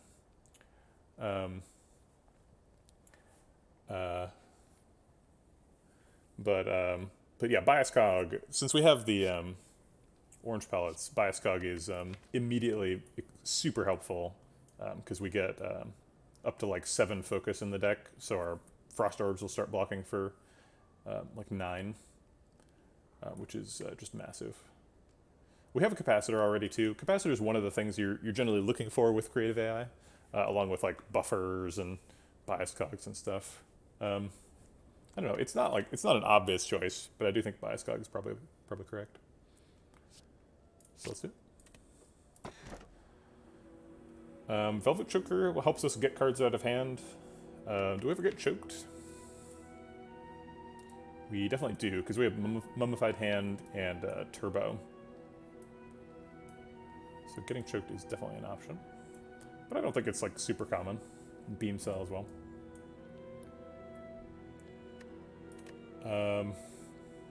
Black Star and Tiny House are just not good compared to Velvet Choker. They're both technically better than Skip, because there's no downside to either one of them, but Velvet Choker is like, we've got Skip, Tiny House, and Black Star all in like one little cluster, and then Velvet Choker is like a much better cluster. It's like, hey, let's pick that one. Donu and Deka together at last. They always dreamed of buying a little house at the top of the spire, and now they have. They finally found their bliss. It's up to us to go crush them. Okay.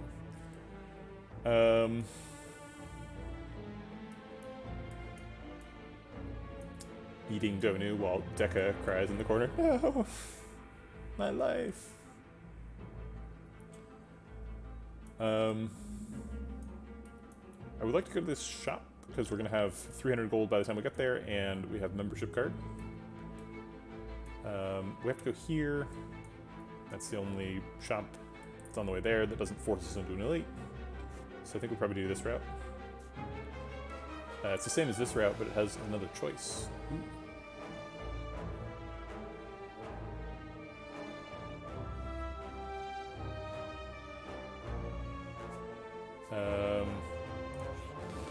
Okay. Sometimes Shiv decks can work.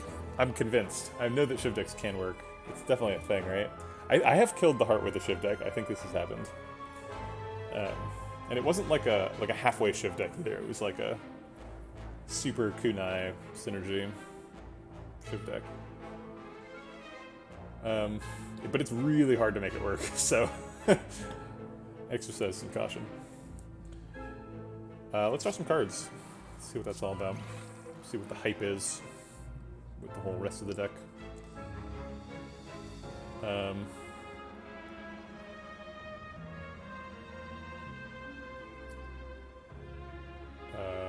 Okay, so we can play all the cards in our hand if we want to. It seems like we could save the defend with a force field, maybe? Let's see. This blocks for 9, this blocks for 6, it's 15. That's way less than what they're attacking for. So let's play this and these. Save the defend.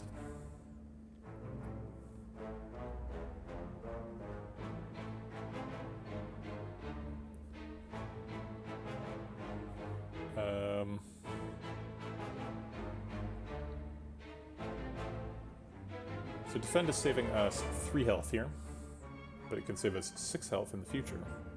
But in the future, it'll go back up to costing 1. Let's play that. We've got an electrodynamics in the deck. Should be able to get through this fight without too much trouble. Alright, so we have a bias cog and a combo. And a heat sinks, so there's going to be lots of stuff happening. Gotta make sure we, this is a turn where we could definitely get choked very easily. So bias cog first, and then I'll just play strike and turbo before I forget. That has to happen. And then I guess hello world?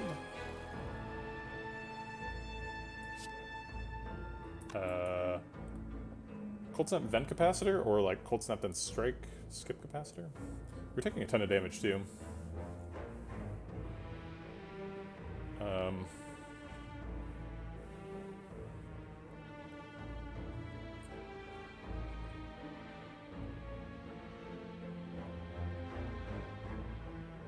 kind of thinking about Snecko Oil. Is that crazy?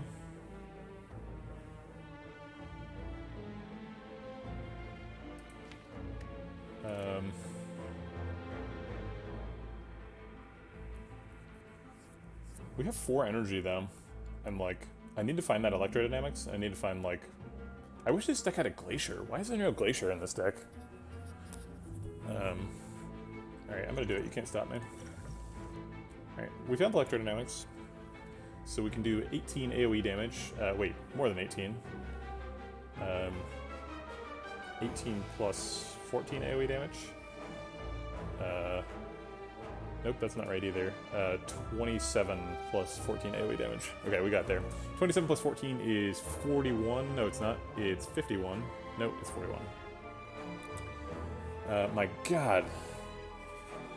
Hold on, I'm gonna go get some water so that, like, math can happen without just, like... Yeah.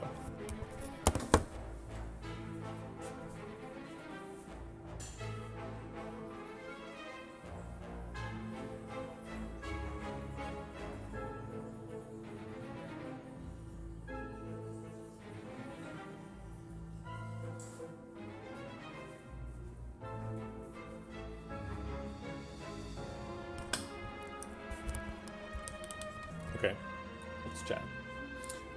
We should probably kill these guys. Electrodynamics does 14 plus 27 damage to all of them, and then 14 damage to the weakest one. This one's the weakest one. He dies. Okay, so that blocks for 18. Still receiving 30 damage. Not cool. We can play Stack. That blocks for 10. That plan costs 6 energy, so that's unlikely to work. It could work, because electrodynamics could hit that, but not super likely. Other things we could do, electrodynamics plus defend. We end up taking 18 damage.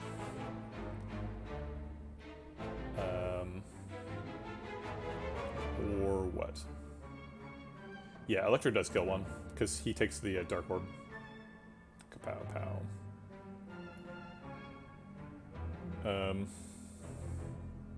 Alright, I don't see a better plan than electrodynamics stack. We could also draw... Never mind. I thought that force field was in the dropout, but it isn't.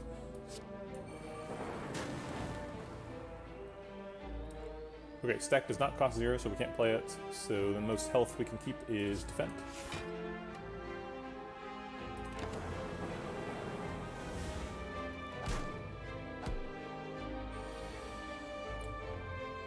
Okay, so we're doing 27 AoE, so... so the fight is probably ending this turn. Let's end it with Sunder for maximum style points. Wait, no, we should play the maximum number of attacks. We actually have to do things for reasons. Unfortunately, sometimes. We should play the powers to see if they can hit attacks, make them cost less. That one's an attack.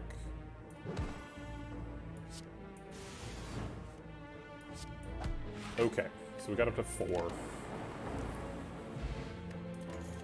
Alright, there's heat sinks, and in the deck heat sinks.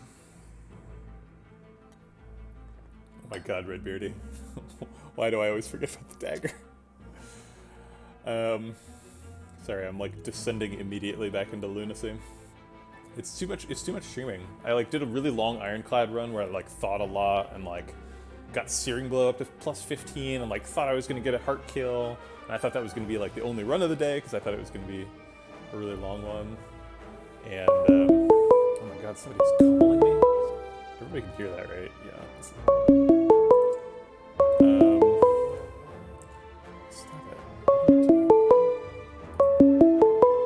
Sorry, I'm like the worst streamer in the entire world. No, stop.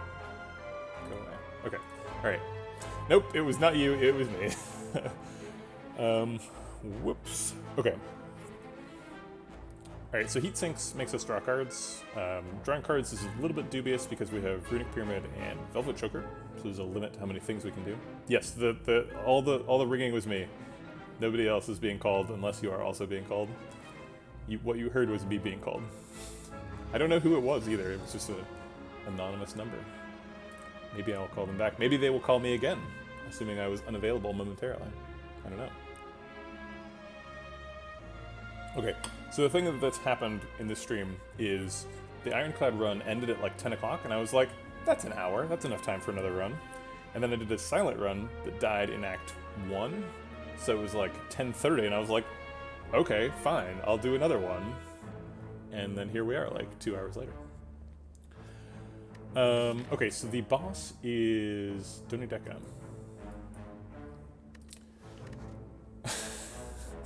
Wow. Hi, it's Ritual Dagger. Please put me in the game. I would like to kill some people for you. That's all. I'm not going to take Heat Sinks. I'm going to take max HP. Okay. We could gain a bunch of gold, lose a golden idol. We could heal to full, but it like costs us a lot of health, so we actually only heal for 11. We lose more max HP than we heal for. Is there a shop? There is a shop. So let's take the money. So this golden idol was worth like 700 gold, and we got all the other good goldy stuff. Maybe that convinces me to go to this question mark shop and get an extra elite on the way. Maybe not. Storm Capacitor is a good way to start. I wish that I had more block.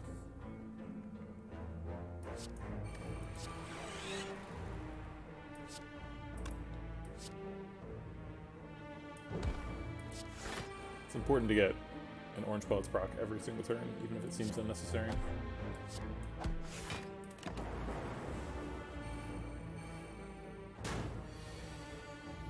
There's Bioscon. Alright. And now we wait.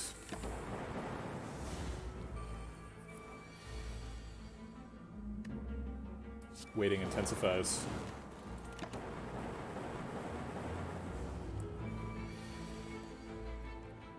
Pendib. Is Pendib in a good place? Pendib's fine. Okay. Oh crap! Ritual Dagger. God damn it. Alright, we're gonna pretend that didn't happen. Barrage. We do have a capacitor.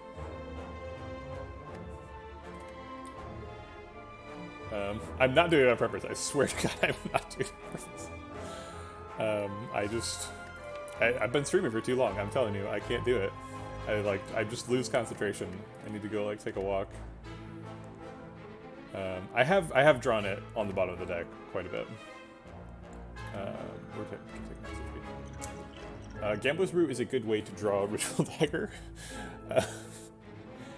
If that's something we ever want to happen. Colorless Potion is quite bad, also. It's like one of the worst ones. So we'll take the block. I don't deny that I have a smirk. That's happening for sure. But I do deny that that smirk is on account of BM. This is an honest-to-God mistake stream. We're making mistakes here. Elite or Fire? We're taking a shop either way. Elite or Fire. There's a Fire before this Elite. This one also has a question mark instead of a fight. Yeah, it seems like Elite fights can kill us. I think Giant Head is probably the most dangerous. I don't have any source of barrier or anything. Reptomancer, obviously, always super dangerous. And so is Nemesis. Yeah, we're like super afraid of Elite fights, aren't we? Okay, well I guess thinking about what the actual Elite fights are has convinced me that I should not be fighting them, and that I should fight only this one. Alright, glad we had this up. Alright. We have a defrag. That's true. Electrodynamics is quite good at Repromancer, but if it's Repromancer, if it's like a strength Repromancer, we aren't guaranteed to get Electrodynamics early, so we could definitely die. Yeah, we tried to dodge an Elite fight, but we ran into a surprise hallway Elite. He's hitting us for 27. I think Writhing Mass is the natural conclusion of the like Jawworm into Avocado into Snake Plant progression of really nasty hallway fights. I don't think that. I think he's tuned like a really mean Elite, or like a really mean hallway fight, and not an Elite. I think he's appropriate for where he is, but also he's gonna try to kill me. He may succeed. Rebound is kind of tricky here because we want cards in the discard so that we can stack them. So maybe we rebound the stack itself. Or we could rebound dual cast, which means we could dual cast the Dark Orb.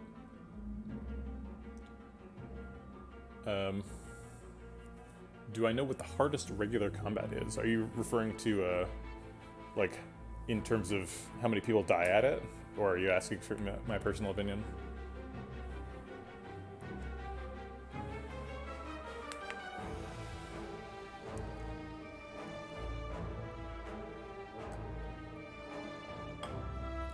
I feel like Balor-Lord's joking when he says Jawworm, but I feel like Triple Jawworm has actually killed many characters. Since we are in Act 3, Jawworm seems like a pretty reasonable answer. I think I will rebound the dual cast. We do skip a card for stack, but... Gremlin King. Oh. I feel like Act 1 hard pool fights are almost like... You can't talk about them the same way as you talk about all the other fights. Because if you're fighting an Act 1 hard pool fight, it's kind of your fault.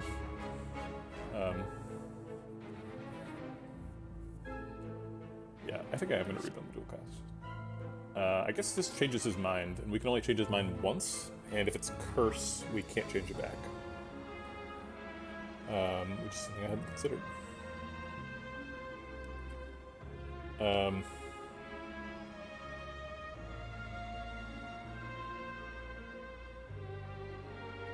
Yeah, I mean, it's reasonable to take Act 1 hard pool fights to see more cards, but you just, you know, you have to take that risk into account. You're like, well, could be Gremlin Gang.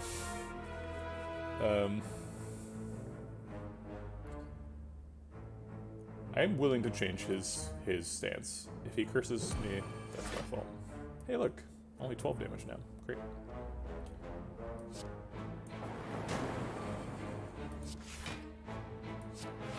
Okay, cool. We blocked him. The debuffs are not a big deal because we'll probably draw power. Oh, That didn't happen. Once again, we only have one attack, so playing it is sort of dangerous. We can defend block pot, block for 18, Dark Shackles to block the rest. But that's using Dark Shackles on a non-multi-attack in a multi-attack fight. So it seems like we could use it more efficiently, maybe. I think I'm pretty happy with just not taking damage this turn.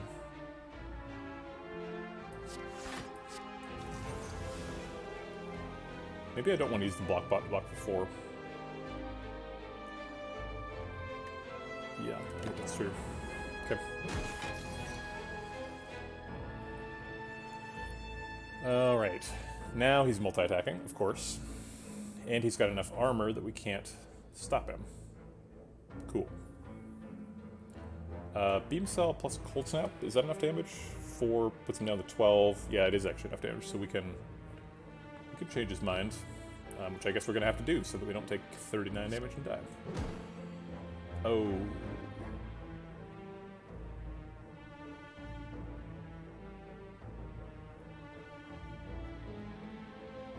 Right.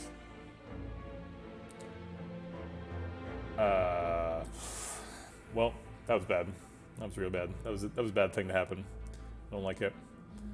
Okay, well, we've used an attack this turn, so now we can become unvulnerable, and then he'll be hitting us for 9, I believe.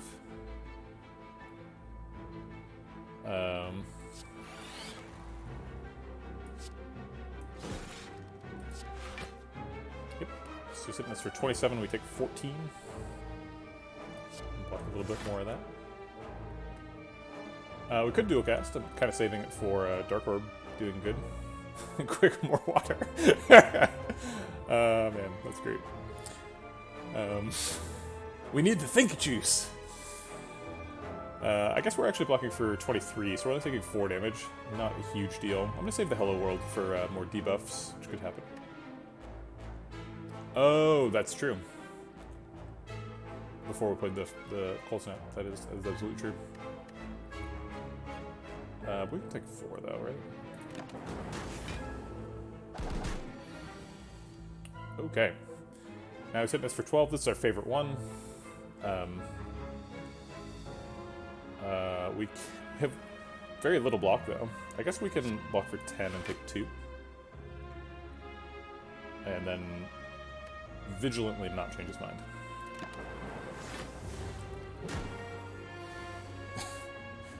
Alright, we've drawn Ritual Dagger, an important moment in the history of science. Bias Cog and then Purge debuffs seems great.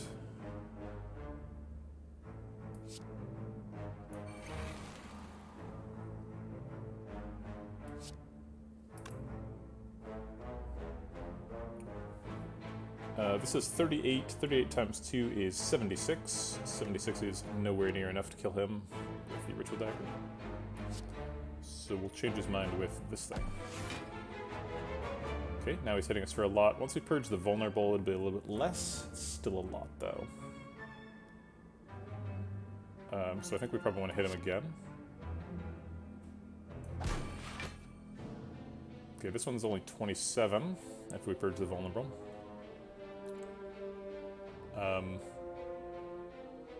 Wait, do we have no block this turn? We just have the Frost Orb, that's it?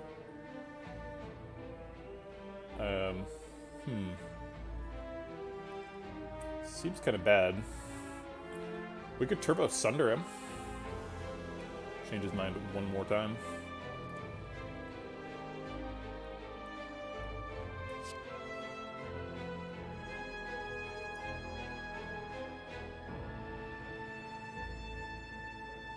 But he could be hitting for a lot again. I guess the worst case scenario is we use Blockbot. We could just use Blockbot now, though. Block for 20 and take 7.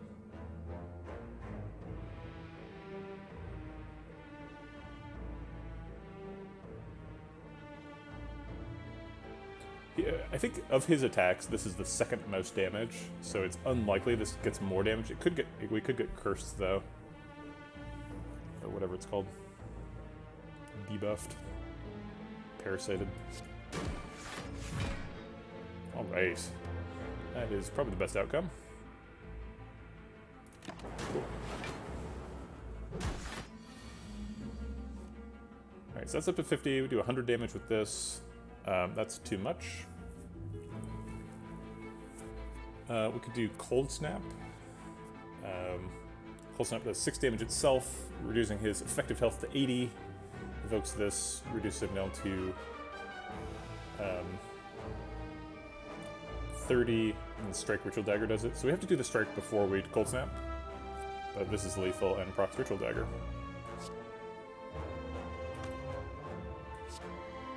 I believe. I'm not going to do the math again because I'm confident. We got it right. Boop. No, that's why I did the strike before the Cold Snap, so we didn't trigger Malleable.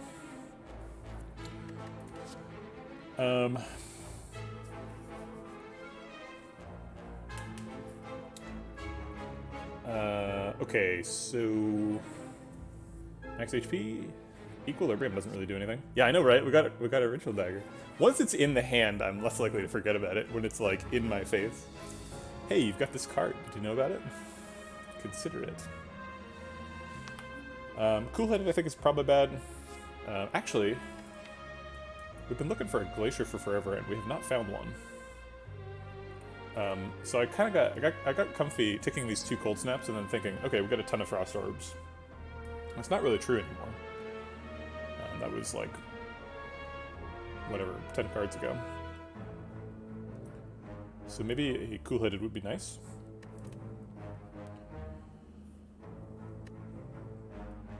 Because we are depending on Frost Orbs and Focus to block for us. And we're not doing a very good job of it.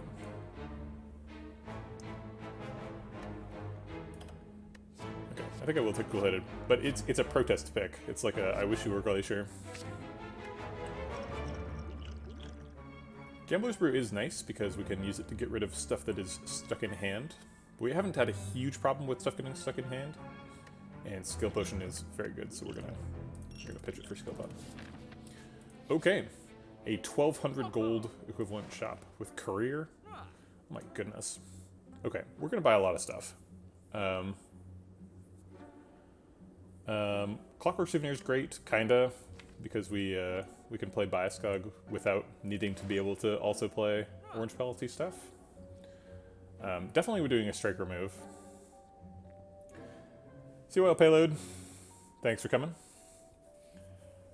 I don't think Unceasing Top needs to happen. Maybe we just start with Thread Needle and see what comes up. Let's start with Capacitor, see what comes up. Capacitor seems good. Okay, so we're doing that. We're doing this. Okay. The other stuff I'm a little bit less sure about. Let's just buy the Thread Needle and hope something good comes up. A Shuriken. Not really what I was looking for. It's going to be tough to proc Shuriken. Yeah, I like Souvenir too. It is weird to have both Clockwork Souvenir and Orange Pellets, but whatever. I mean, a bunch of the bosses debuff you, and like, in fact, I think almost all the bosses from here on out are going to debuff us. I guess neither Awakened One nor Doni Deco do. But blocking the debuff is easier than removing it. Pantograph's amazing, let's buy that. Lantern seems good, right?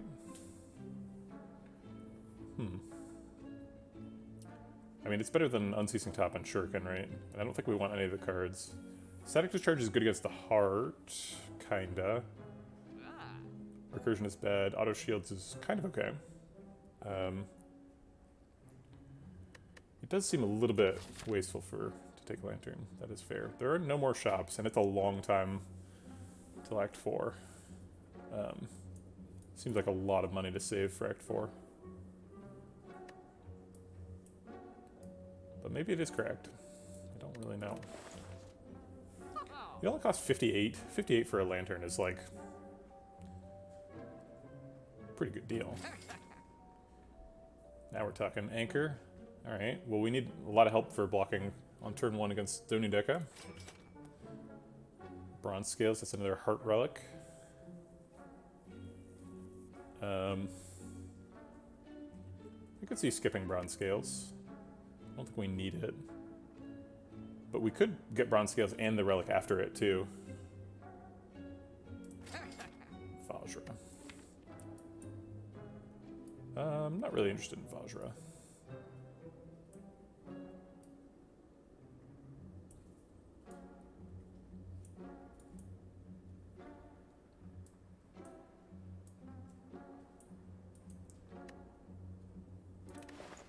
Nice. I think we're just going to stop there. Pretty happy with where we are. Okay. Let's go rest.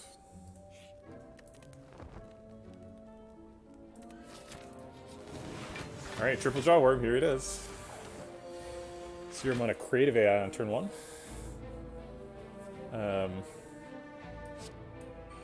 Okay. Guess we'll hold the rest. Not really any point in using it.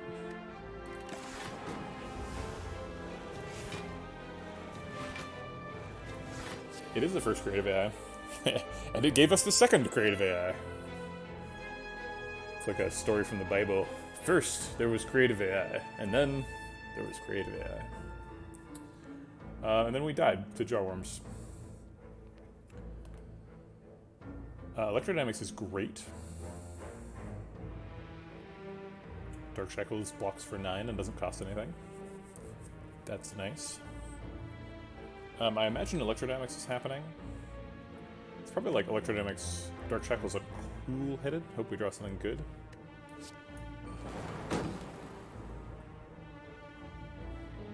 The lowest health one is you, so you're the current Dark Orb target. So I will Dark Shackles you.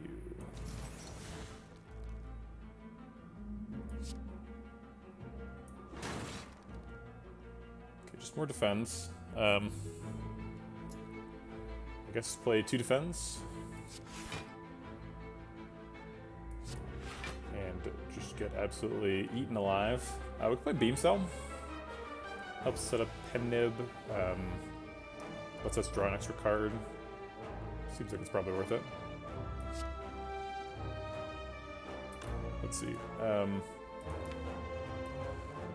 If we draw it, Sunder's going to do 32. So he's currently already dead. Oh wait, no, that's not true, because he blocks for, what, 7? So he's taking 6. So I think we do need to Beam Cell him. Well, no, wait. No, he should be dead. You didn't put a kappa, so I'm going to assume that your understanding is incorrect. The Beam Cell only, vulnerable only increases attack damage, so the orb damage won't be affected.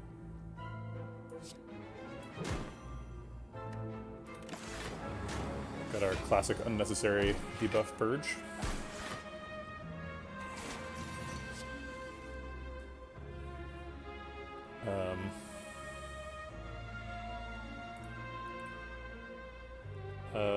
Dual cast? Oh boy.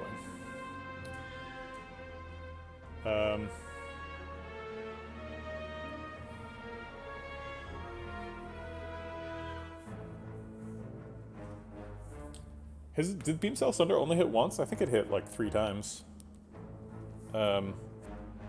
Maybe those 2 specifically. We hit Pen Nib Sunder a bunch of times, but maybe not Beam Cell Sunder.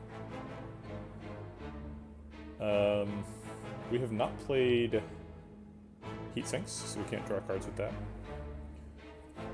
Looks like Stack has got an awful lot of work to do this turn.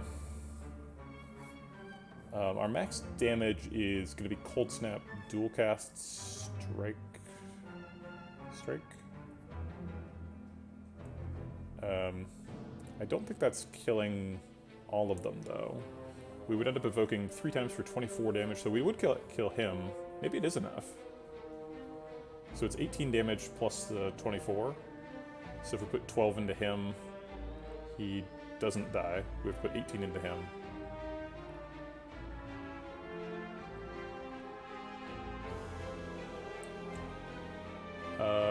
Other things we could do.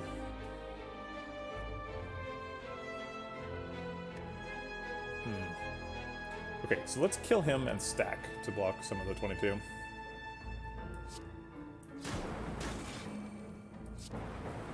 Oh man, I forgot that we have Pendant. So we can actually kill both. Okay, we're surviving this fight. Thank God. Okay.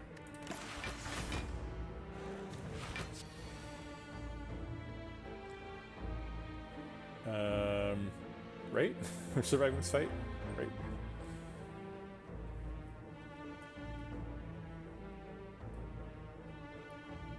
So these are blocking for 4, that's blocking for 6, that's 10. That plus stacks blocked out.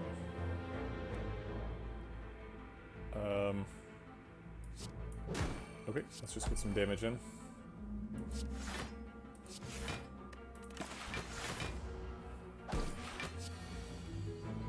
And Ritual Diagram, yay! Okay.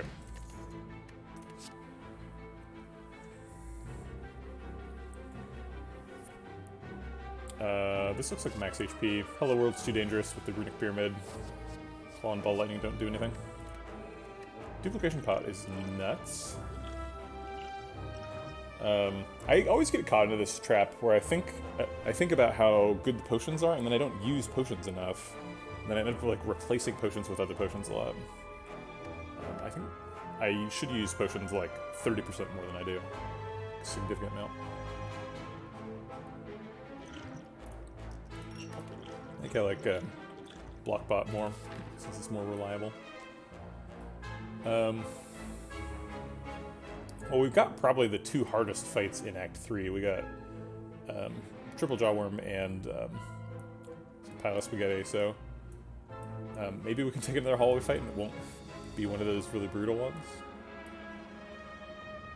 I don't think we're doing 2 elites and then also a Mega Elite, so I think we should take this route. Hey, Echo Farm. Thanks for coming.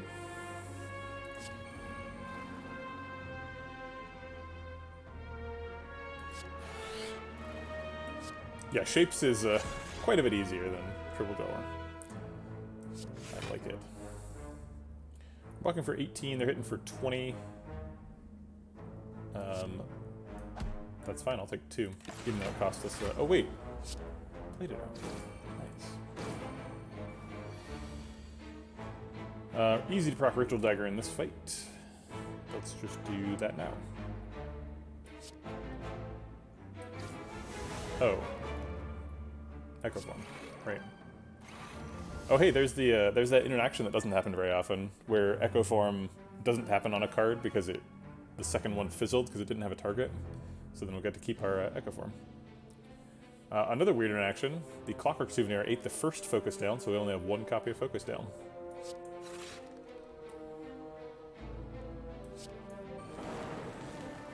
Okay, that should be good enough to win the fight.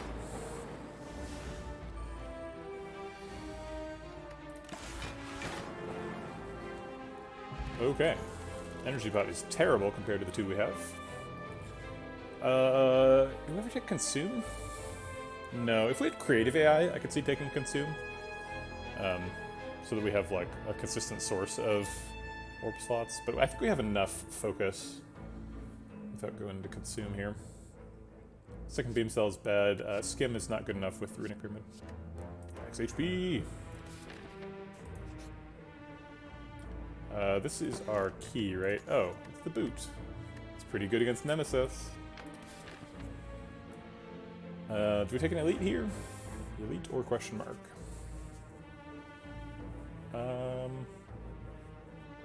Yeah, okay, we'll give it a shot. I'd rather encounter Repromancer here than as the Mega Elite, so that's okay. Hey, we got Electrodynamics too, wow. Yeah, the deck is strong, but we can definitely die, right? Like, it's a card game, so you can get unlucky. Okay, so the problem with this hand is there is no attack in it, except for Sunder. I guess Sunder counts. So, never mind. See, this is why we bought the Lantern. Redbeardy, see? See? If we didn't have Lantern, we wouldn't be able to buy a Skog Electrodynamic Sunder this turn. Although, actually, we probably would be able to, because Bias Cog has to hit something. And if it's Capacitor, we can keep going. So the only miss is Dual Cast. So it's like 2/3 of a chance that we'd be able to do it even without... Lantern. Oh, that's true. Well, that's really disappointing. I wish that I got some value out of Sunder here.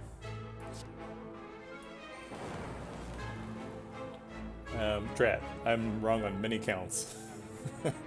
Well, we don't have to Sunder Lethal here because we have Orb Lethal, so we can put 32 damage into Recromancer. Also, Mummified Hand hit it, but that's not relevant right now. I'll go ahead and play Capacitor. I guess maybe I should have kept the Capacitor for Purging Weak later, but I did not think about that.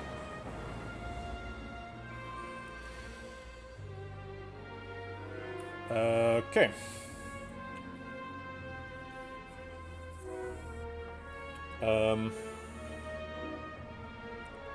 Well.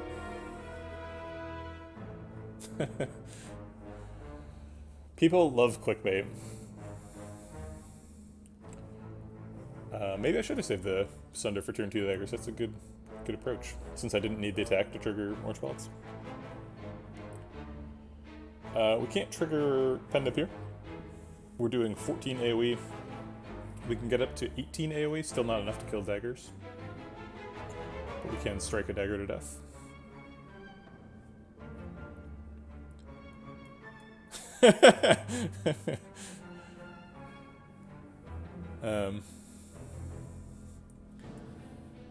The explaining everything is in my title every day. That's my brand. The clickbait's just the end bit with one weird trick.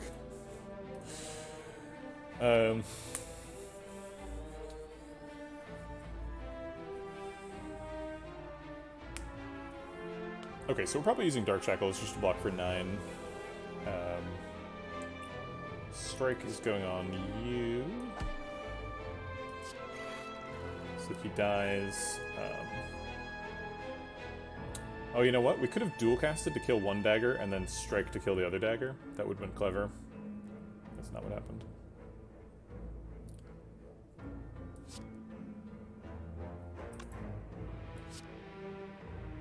Let's see. We have potions. We could duplication the dual cast. So the first one would kill him, and the second one would kill him. Doesn't seem great.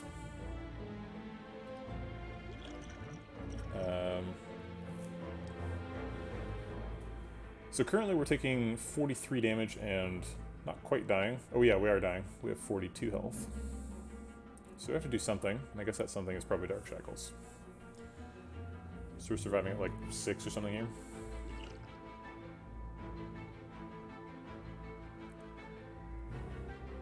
I'm not happy about it. Yeah, being on top is why there's so many people here. It's really just Redberry raided me, and I've been online for a while. Are we currently taking 52 damage? Because these lightning orbs kill him. I think we're currently taking 43. How do you get... Dark Shackles would... Oh, I guess 9 and 9 are the same number. Okay.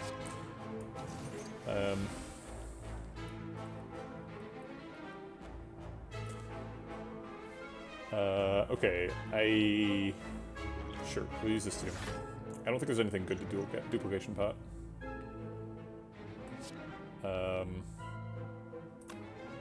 We'll use this, and we'll keep this one for weak removal.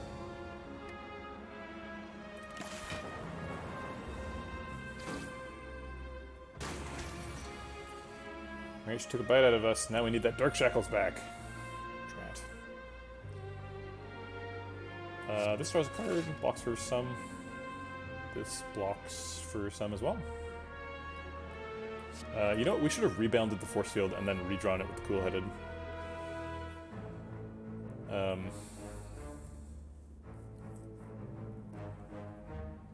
Okay, so currently we're blocking for 8. Force field makes it 21. She's hitting for 32. 27 with the defend. 33, so we're blocking out.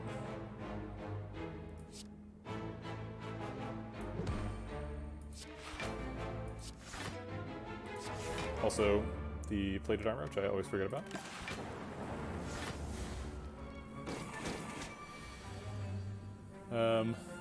If we can evoke the orb once, we can proc Ritual Dagger. We can't dual cast it, because then she would die.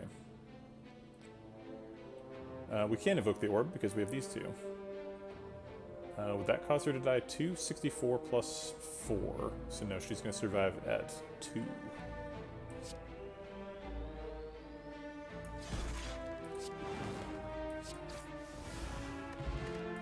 Okay. I wish that I could have given up Darkstone Periapt for the Sapphire Key instead of the boot. The boot's actually fairly useful for like 3 elites. Seek Hut finds Biascog. Seek is one of the best cards in the game, right?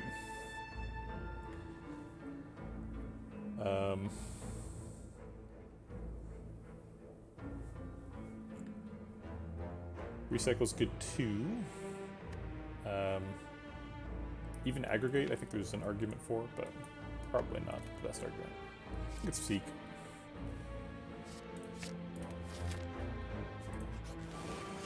More shapes. Shapes for everyone. It's crazy how much Enkerelden changes a fight, because if it's Echo Form versus Machine Learning, it's just like a wild swing in stuff. Hey Vegeta, how's it going? Yeah, getting to Biascog is really important. Recycle's probably better in the heart fight specifically, but we're not at the heart fight yet. We need to find more stuff first. Seek for Electro seems like a good idea here. Vegeta Bullbread.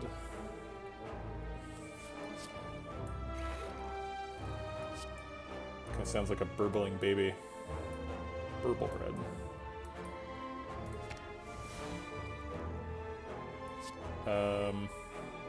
I was assuming this was a good idea. It seems like it's fine. And now we wait. Keeping this to get rid of the frail in a second.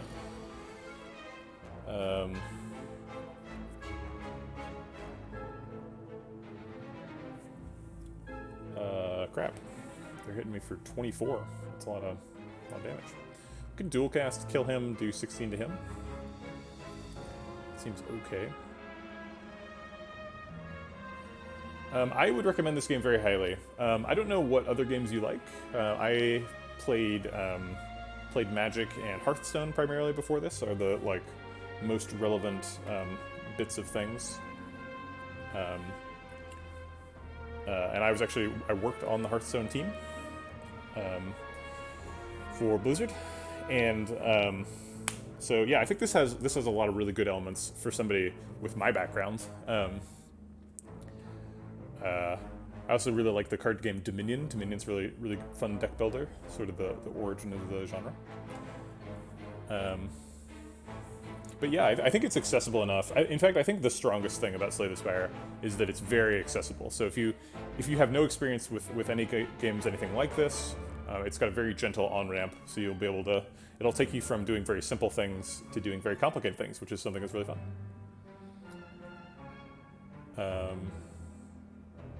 Yeah, the only way we kill Repulsor is dual cast, and killing Repulsor seems like a really big deal. So let's play dual cast. Okay, now he's dead.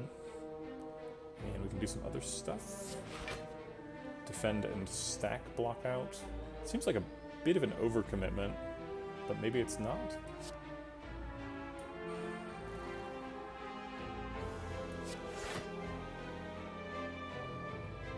I could play more cards just to get things out of hand. I kind of don't want to play Loop. I'm afraid of killing him. I'm trying to kill him with Ritual Dagger.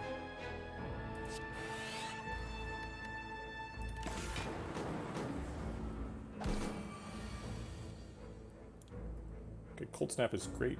Blocks for ton here. We're not, or we are Frail already. So we could purge our debuff and then play the defend. So it'd be like Cold Snap, Zap, Machine Learning, Defend. Seems fine. It does involve us playing another zap, which means we're doing 21 damage a turn, which means we have to draw a Ritual Dagger specifically next turn. I don't see a good alternative.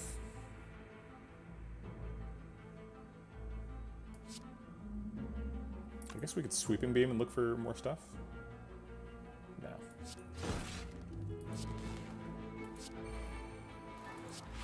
Okay.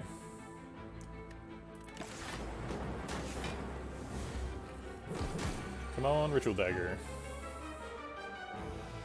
Maybe we should have used the whatchamacallit, used the Seek to find Ritual Dagger. Didn't consider that. I guess we play an attack here to get Pendant. Since we haven't found that Glacier, maybe a third Cold Snap is appropriate.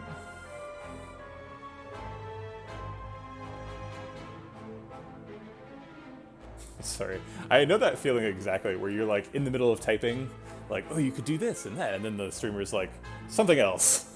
And the opportunity you're typing about is lost. Hey, Firstane, that's weird. I feel like you're here all the time. You're just now following? What the hell, man?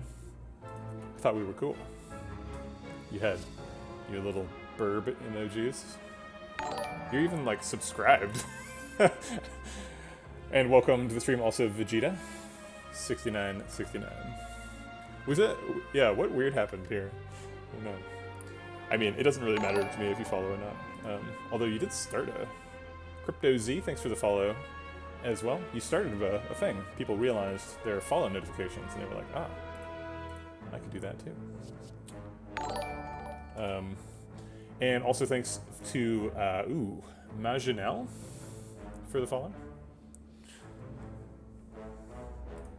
Well, that was very effective. If you did that on purpose, then I tip of the cap to you. I never considered being tactical about my follows.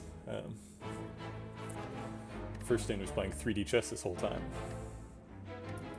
Just waiting. These potions are great, and this one's kind of bad. Sometimes Distilled Chaos saves you, though. Thinks Molgeter as well. Molgeter? Molgeter? Nope. Huh. Molgeteer? What's a Molge? I don't know. Alright, we have to go here and we'll have to rest before the Mega Elite, and hopefully we don't die. Alright. See, that boot would have come in really useful. Drat. Playing Defrag on turn 1 seems really good. Let's rebound the Cold Snap too, so we get extra Frost Orbs.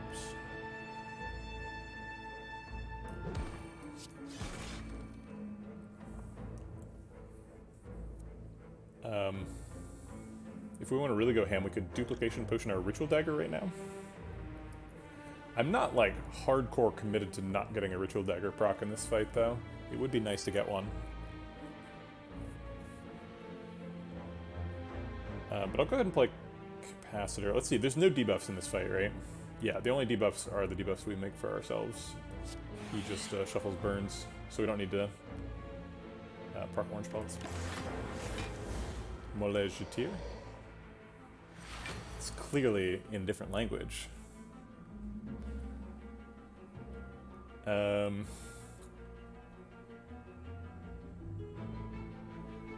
Yeah, exactly. We'll take dagger damage if it's convenient. Yeah, I mean, if nothing else, we want Ritual Dagger to hit Pen Nib, right?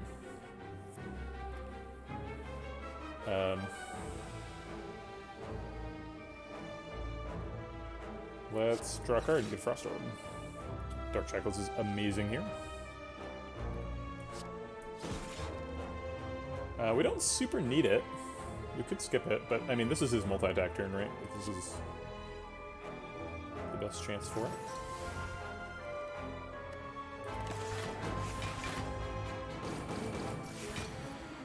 Whoa. That's an awful lot of Ritual Dagger damage.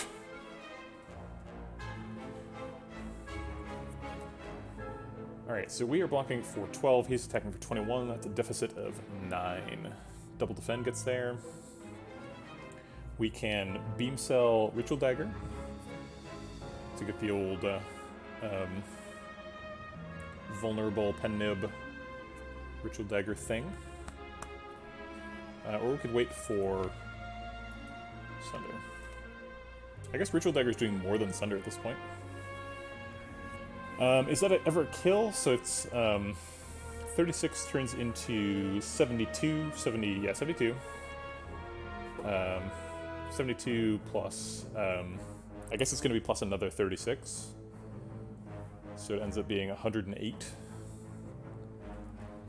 So it's not close to lethal.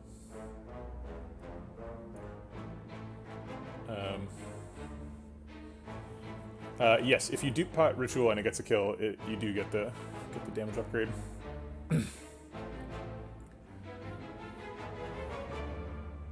We could force field the block. Let's see, he's only hitting us for 9, so we can block with the 2 defends. We don't have to throw a force field into it. 2 defense gets 2 cards out of hand too. So let's do that. Actually, we only needed 1 of those defense, huh? Because we have the plated armor.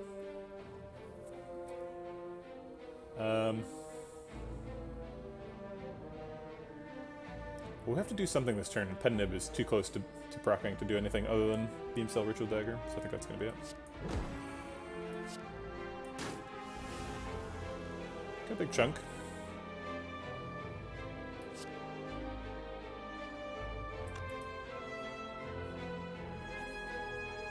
Oh yeah, Necronomicon will do a lot of damage.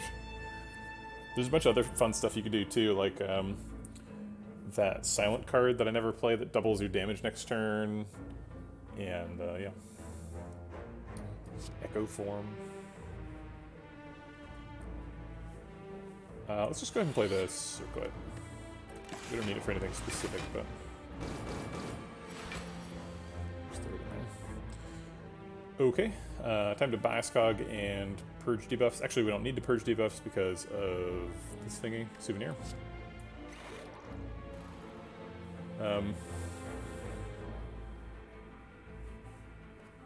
I guess that's just Electrodynamics. Get some extra lightning orbs. Start ticking him down. And get a strike out of hand.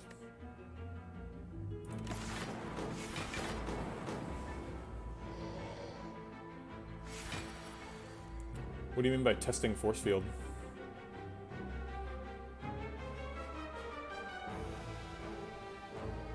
Oh, really? Did it? I was wondering if that was possible. I see what you mean. I'd have to watch the replay to verify that happened. Costs 1 less for each power card played.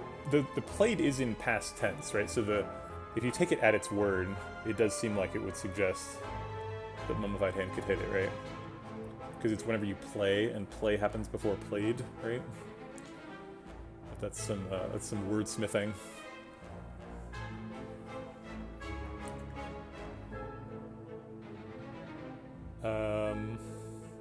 Sure, let's just do Sunder and strike. He's taking 27 and not quite dying, but we might as well just make him die. Okay.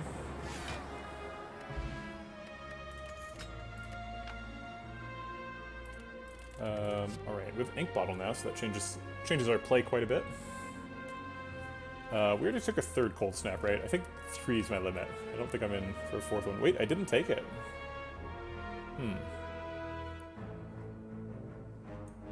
Interesting. I think maybe we don't need it. Yeah, I think I'll just take max HP. We've got a 30-card deck, so I don't want to add too much more stuff to it. I think these are better than Strength Pop. Let's go fight Donu Deca. Okay, so what things are good? We really do not need Panacea. Normally that's like something you're really excited about as defect, but we've got both of the top tier relics for debuffs, so we don't care about that at all. We do have some power stuff. We've got Mummified Hand, so most of the powers are good.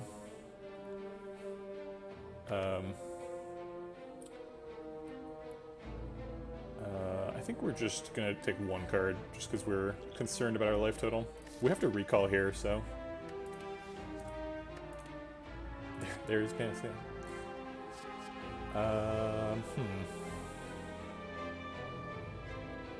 Links do not get purged. You can go ahead and post one. They probably should, though. I just... I don't have that set up.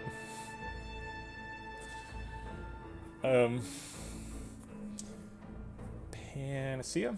Surely not, right? We already have a source of artifact charges and orange pellets. Trip? I don't think we need trip. Yeah, we don't do any debuff stuff. And I'm not that excited by Discovery. Maybe we should have taken all three, just because we have, what's it called? Singing Stone.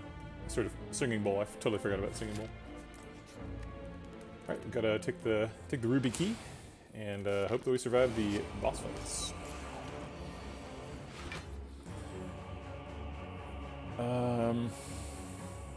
This is not a good start. Let's see if we can get another card. Nope. Well, darn.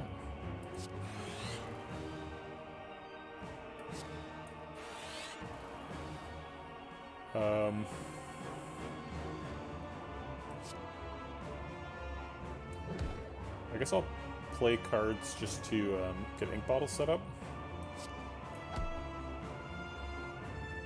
Are we desperate enough to Hello World right now?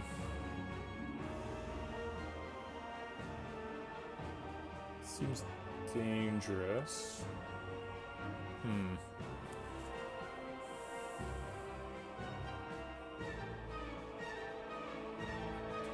Well, Electrodynamics does eventually win the fight, because we have so much focus. But yeah, it's... I don't know if we have enough Frost Orbs for it. Seems like the problem. I think I'm not going to Hello World. Maybe I should have considered Block Pot, even though it's only blocking for a couple. Could have protected the plated armor. Okay, so Seek for Bioscog into Duplication Bioscog is almost certainly the play here.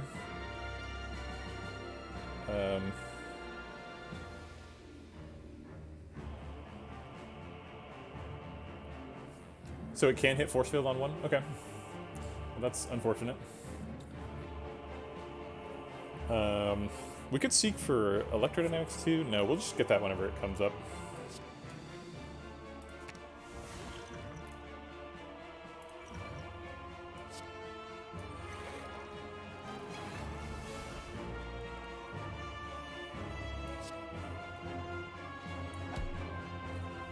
Okay, well, we've got a lot of focus.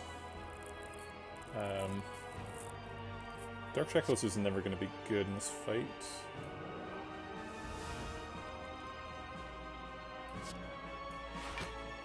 Okay, I guess we're out of cards. Currently blocking for 19, sitting for 30. So I'll go ahead and block bot to defend the plated armor.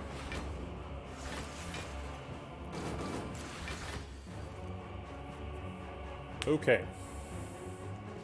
If we can get some Frost Orbs, I think we'll survive this.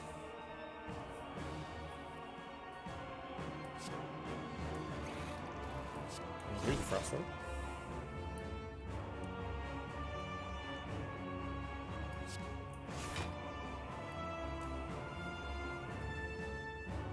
We could Ritual Dagger right now. We could play Hello World to find more Frost Orbs, but it could also find like Lightning Orbs and stuff. I think this is the turn for Hello World. Let's do it.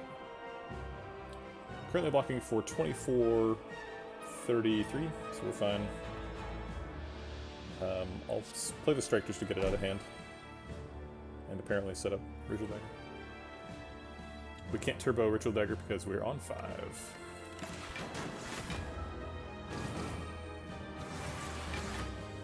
Huh. When it's not your turn, your attacks hit for normal damage. Recycle is an uncommon. Yes, you're correct. So, like, when it was the enemy's turn, this went down to 36.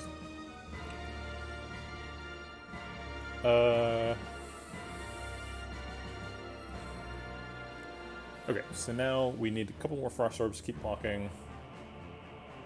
And we don't have any. Now that we have Loop, I think we're going to play Dual Cast. Get that Dark Orb in front.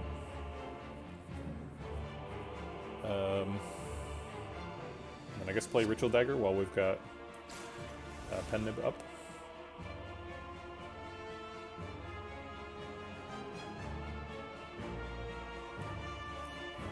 Next card is going to draw with Ink Bottle, which is kind of awkward. I guess it's not really awkward. Stack blocks out, but it's kind of a big big bullet to spend on this. We're already blocking for 24.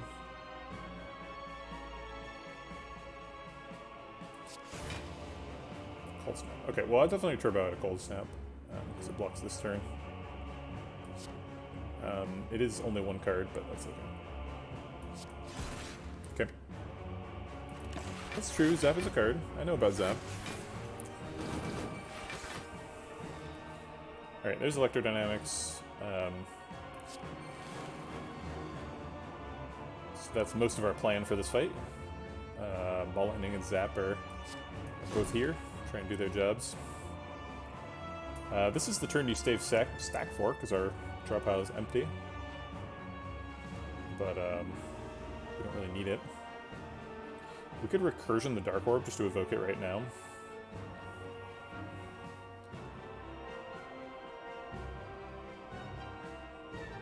We could Rebound Recursion? No, that's not anything.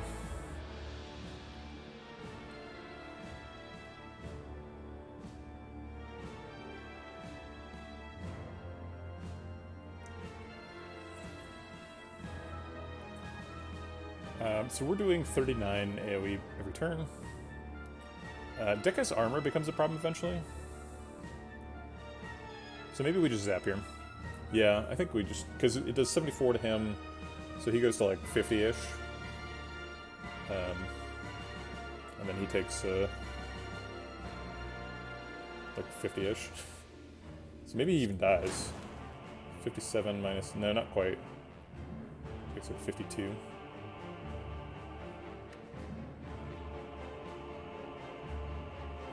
Maybe if I'd played this turn better, he would be dead. And he wouldn't get the buff again. Alright, so he's dead. We're just focusing on Dekka now. So Dekka's going to hit for, what is it, 21 times 2 for the rest of the game. I guess I could send her and get energy back. Nah. I want that plated armor. I don't know why I put Void back on top of the deck. That was a mistake. Or Turbo. I need that. But we got some plated armor. I don't want to play the Ball Lightning though. I want the Frost Orbs. Wait, so we're blocking for 36 and he's hitting for 42? So we have a deficit of 6 per turn, so we just have to play a defend every turn and we're fine.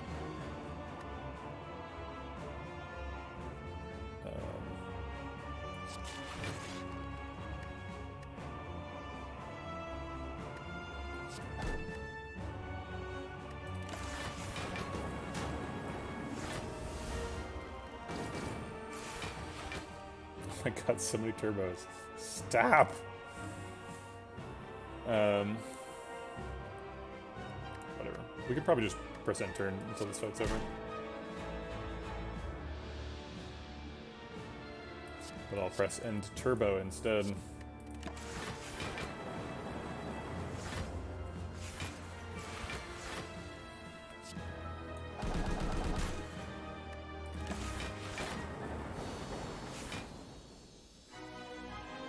Okay, next boss. Hey! Hey! Look at that! Oh man. That's mwah. Perfect. Thank you, End Heraldon. Thank you, Draw Order. We even got a strike and a force field. Lovely. Just lovely.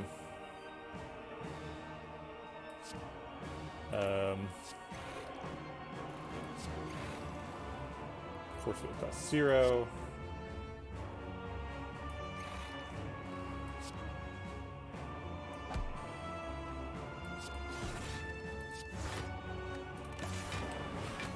Okay. We got all of our focus on turn 1, which is the best turn to get it.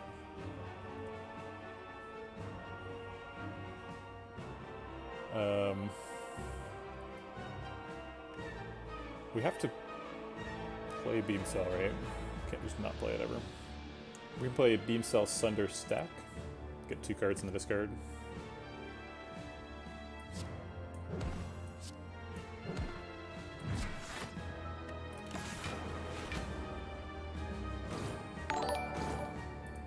Hey, thanks for the follow, Mr. Quackums. That's an excellent name. Highly enjoy that. Alright, well, we had a good start, but now we haven't found any Frost Orbs or any, whatchamacallit, Orb slots. So we're a little bit stuck. I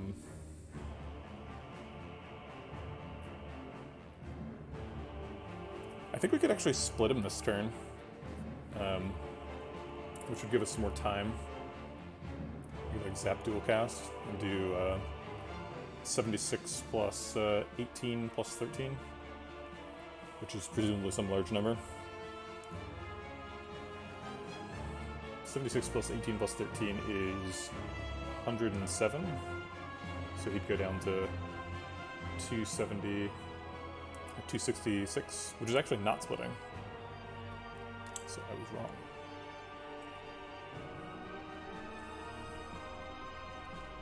Can't draw with Ink Bottle. Maybe we just only play Defend. If we played Defend to zap Loop, we might be able to set up the Dark Orb to just straight up kill him. Okay, we'll try that.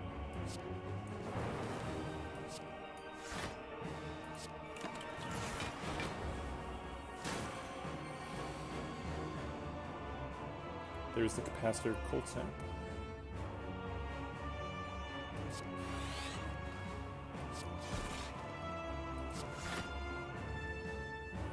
Okay, so we're blocking for 24, 30, that's it. That's all we need. Looking like maybe we can get a Ritual Dagger proc in this fight. It's up to 100, so we do 204 damage currently.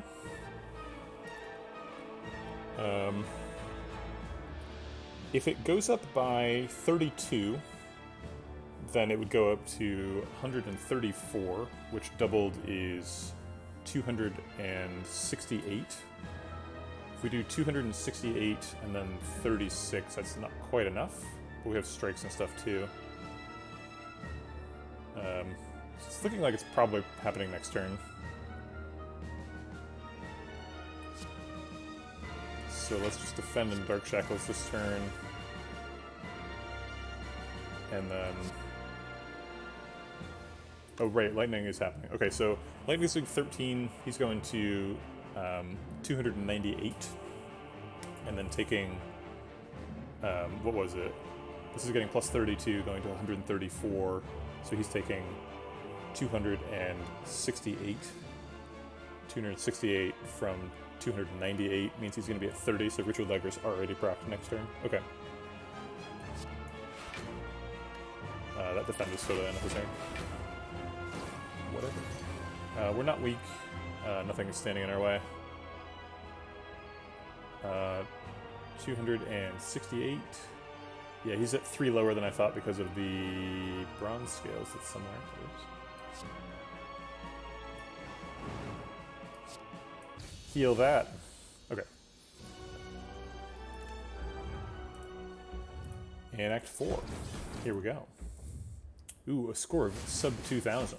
I would think that I would have a score of over 2,000 given all these relics, but I guess I bought a bunch from a shop, which doesn't get you very many points. Weird. I've only got 5 HP missing, so let's go ahead and smith. Also, that pantograph was huge. I think we maybe die in the first fight if we didn't have pantograph. Also, we didn't fight Awakened one, which would have been a big problem for us. I wish that when you upgraded Seek, it became innate. That would be so good. Seek is good enough already. We don't need to buff Seek. Never mind. Forget what I'm talking about. But I think I will upgrade Seek.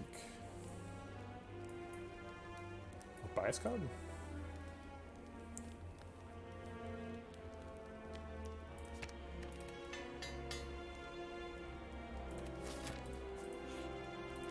I think we'd have to devote a lot of cards to breaking artifact in the second cycle, and I don't think there's any way we're doing that. Card remove, duplication potion, and horn cleat kind of jump out at me. We cannot afford all of those. We're off by 4 gold, if my math is correct.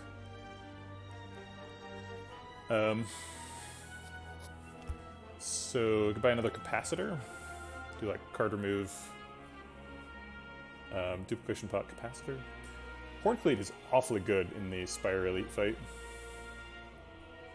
We could buy Apotheosis. People are very excited about that for some reason. Doesn't seem like it really does much to me, but maybe I'm wrong.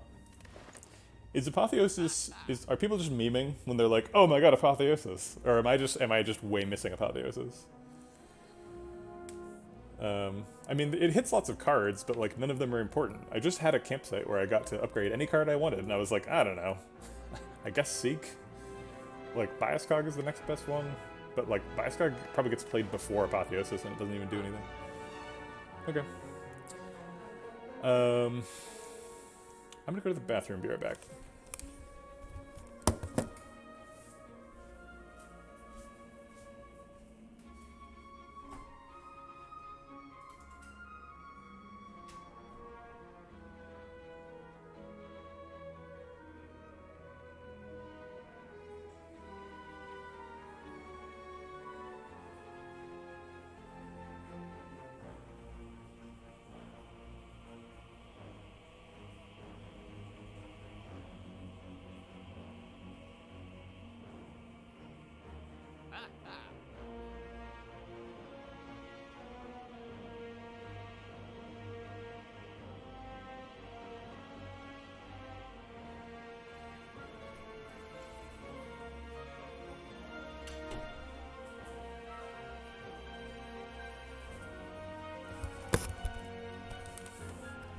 I mean, I guess in general I respect Apotheosis, but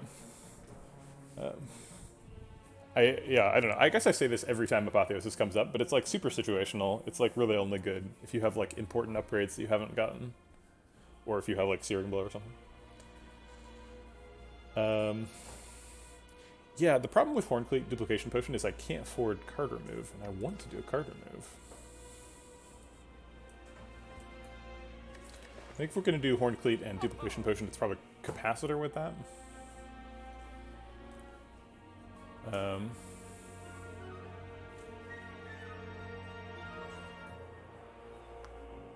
Ascension 20 is skewed towards requiring upgrades to make the individual cards themselves actually balanced.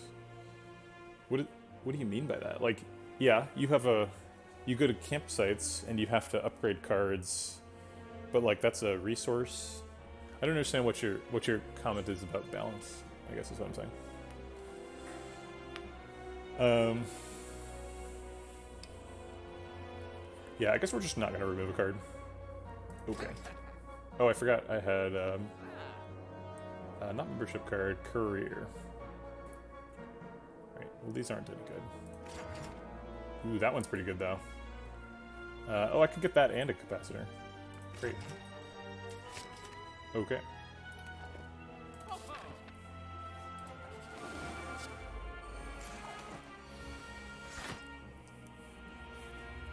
Right.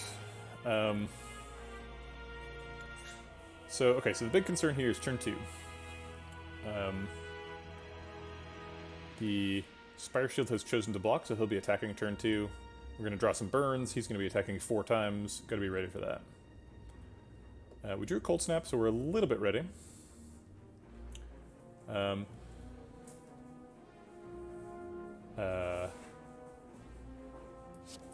need to record that exercise thing. I'll probably end up doing it next stream, since we already have a couple tiled up that I've been ignoring. But I generally do them during card awards. Yeah, let's do Heatsink's Capacitor, draw a card. Let's loop. Loop is nice. I think we'll keep loop to purge the debuffs next turn. Oh no, those are burns. There's no debuffs. This needs to happen. Oh, there's another card draw. Right. Hey, the Yato, thanks for the follow. Yato.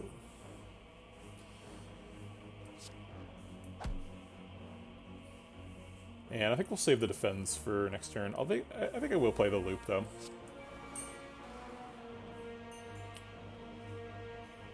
Yes. Defense.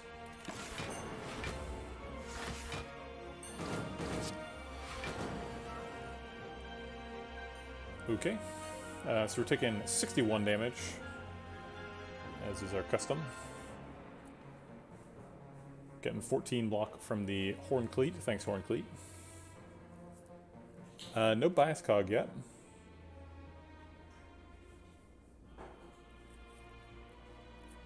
What you mean is that the cards on an individual level are underpowered in Ascension 20 as a general rule, and upgrade corrects that. Yeah, I mean, it wouldn't really make any sense if you could, like, win the game without doing any upgrades, and then having upgrades available just made the game, like, easier, right? Because balance stuff is all relative, right? So we can block for 24. That's kind of our cap here. Block for 24, get 6 at the end of the turn. Means we're blocking for 48 and taking 13. It's not terrible, but also not great. I guess we're taking 12 because of the burns. Can we do better? Not without using a potion, I don't think.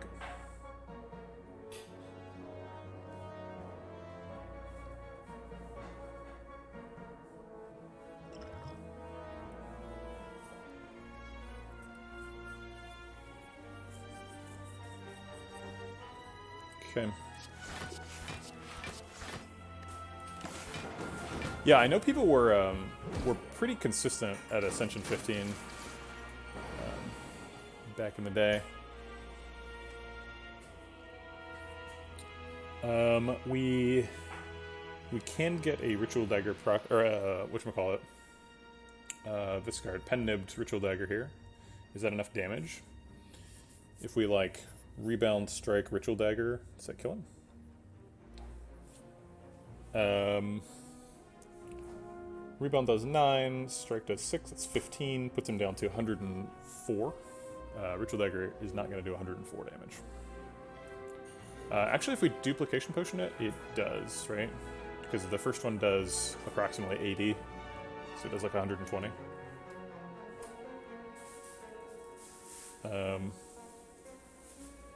That seems good.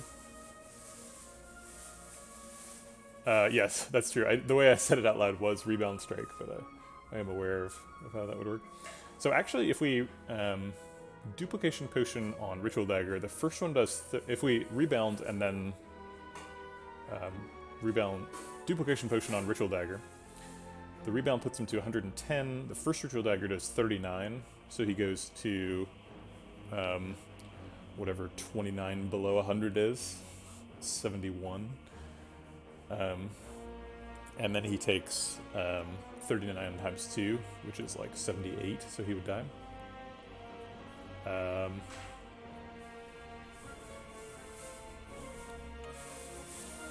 Yeah, I'm not sure. It's a good point that we have Pantograph, although the Pantograph is already saturated, right? We've already... when we heal now, we're healing to 97, so we're getting full value out of the Pantograph already. I do like holding the Duplication Potion for the heart, but I don't see a way to finish this turn without taking a bunch of damage, other than using the Duplication Potion. Because our block in hand is like Cool-Headed. Maybe Cool-Headed draws us Bias Cog, and then we can block with Frost Orbs and turn around. I guess this plan only takes 2 energy, so I'll let Cool-Headed speak. Oh, it did. Alright. Interesting. Okay, so now the plan is turn around and seek for Bias Cog and Cold Snap. Maybe Bias Cog and Defrag. true. We also have a Velvet Choker coming. So seek for Bias Cog Cold Snap seems right. So Bias Cog gets us 4 focus, gets us up to 6. How much is Spire Shield attacking for? Excuse me. Enemies, elites, Act 4.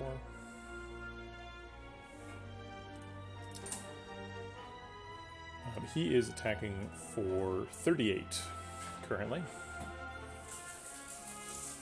Okay, so if he's hitting for 38 and we are blocking for 3 times 2 plus 4. 3 times 6 is only 18, and we take a bunch of damage.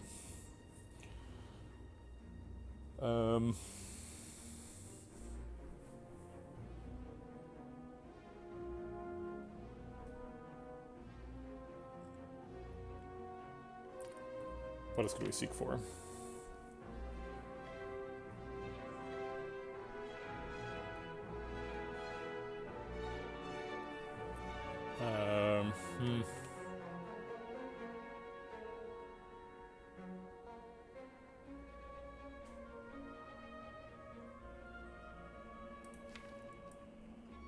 Bias Code Force Field, that's reasonable.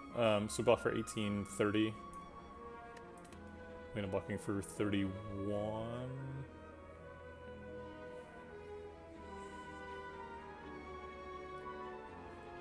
I think I just like killing him. It is a big bullet, but like this fight is hard. Like just winning this fight is a victory, you know? Not that I'm not trying to win the heart fight also, but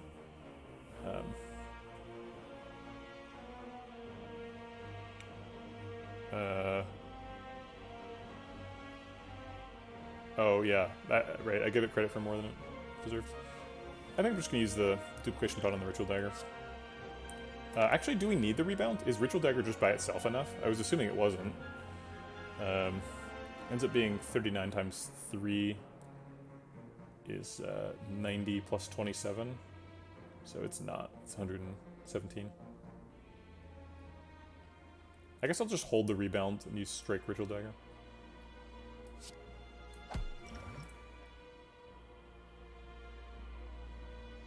Why is he hitting for 38? I thought it was 34. He doesn't have strength. I'm not vulnerable.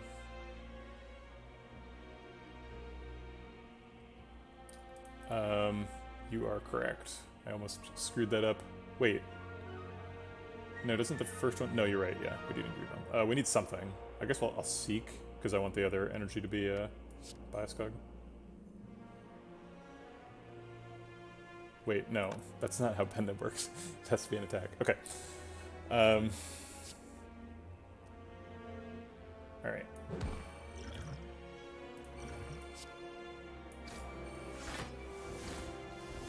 Okay.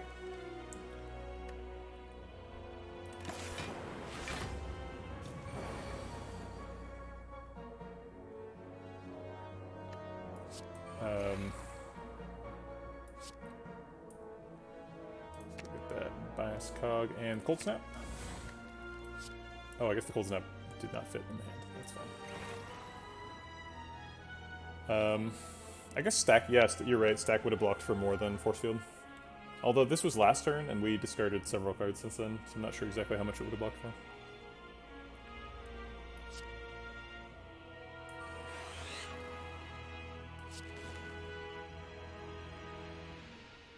3, 6, 9 cards in hand. I'm actually not going to shuffle. I'm going to intentionally not shuffle so that Stack is still good next turn. Next turn's his next big attack, so we're just going to use the strike and end the turn.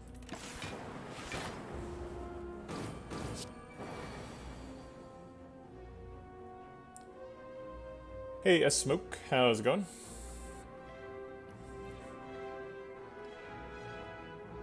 He's hitting for 48. That's a lot of damage.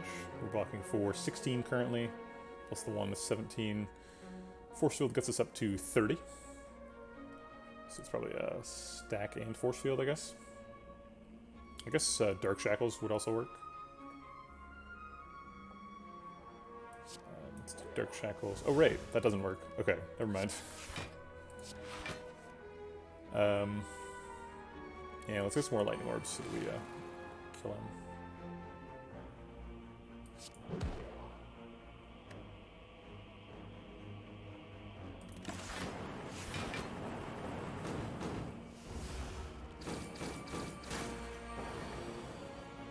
That's true. We did. I did forget about the White Beast statue. We did have to use something.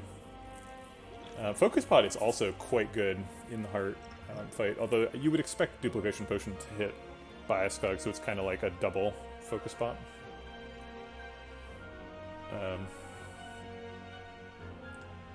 Yeah, this fight is no joke for sure.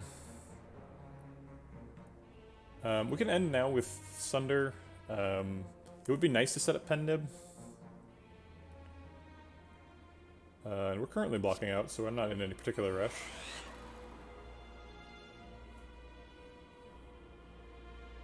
This could get me an attack that would help me,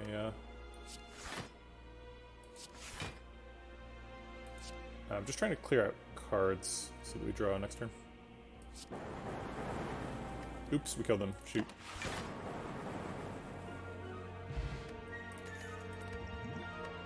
Blessing of the Forge, what a great replacement. We could get a floor 55 genetic algorithm. Always good. It's really the best time to get one. Also the best time to never get offered a Glacier in the entire run. We could take Go for the Eyes. Redbeardy was talking about trying to purge artifact charges for Dark Shackles during the second multi-attack. Reasonable.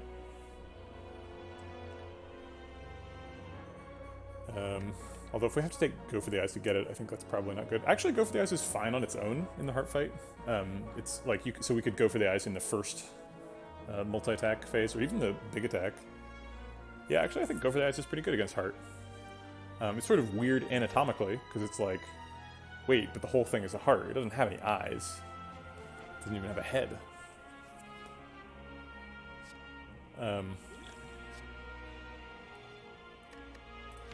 Feels weird to pick a Go for the Eyes on floor 55, though.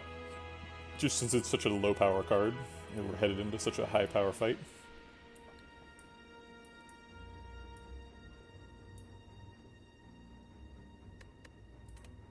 But I think maybe it's exactly what we need.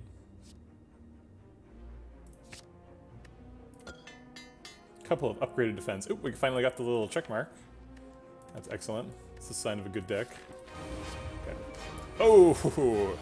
And Curlden picking it up with the Heart Fight Bias Cog. Thank you, and Curlden. We owe it all to you in the end.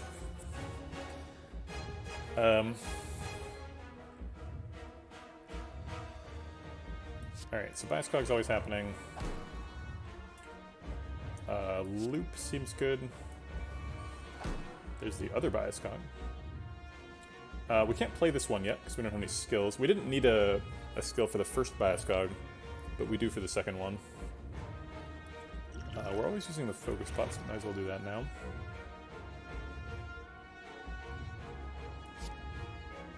I'll go ahead and play extra cards while I've got block for beat damage. So we'll just toss those strikes in there.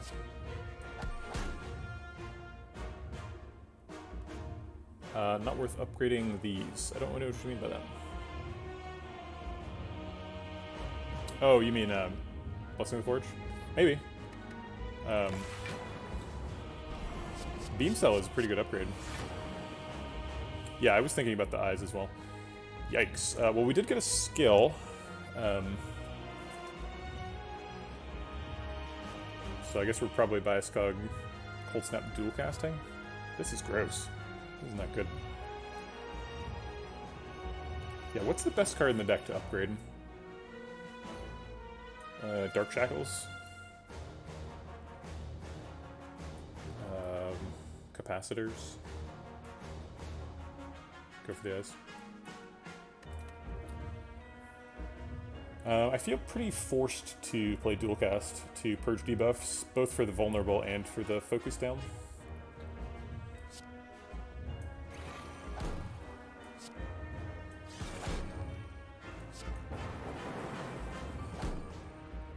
Okay. Not great, but very survivable.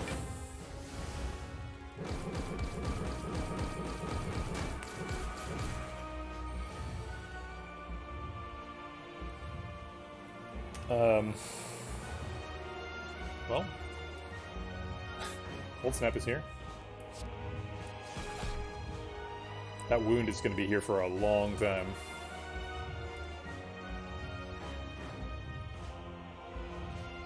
Do we play Sunder just to get it out of the way? We've got 3 energy right now. Jeez, yeah, we really drew poorly in this fight. No capacitors, no defrag, no seek, no glacier. There's a glacier in this deck, right? I think I will play Sunder just to get it out of the way. I guess theoretically we could Turbo Beam Cell just to draw 1 card right now. It's good if that card is stack. Just wait.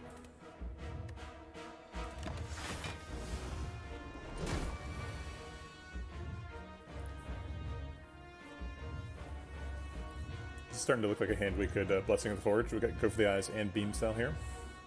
Both get really good upgrades. Capacitor as well.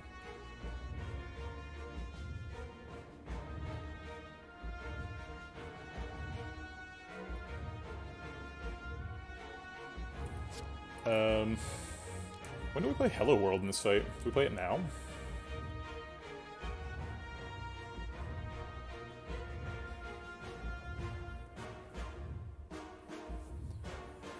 Huh. I think we just play...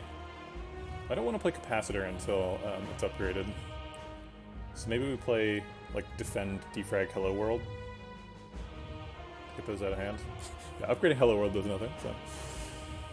Probably not super useful. We could just take 2 to play Defrag. I guess, how many cards in our hands? 3, 6, 8. So ideally playing 3 cards, or 4 cards if we're going to play Hello World. If we shuffle a Void right now, we probably never draw it. Because it's like we're 3 turns away from shuffling.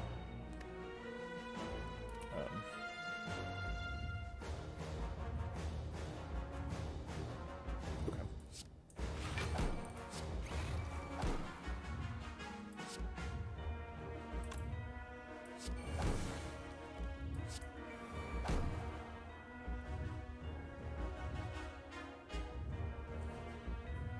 I can play Turbo to draw a card, cost me 1 health.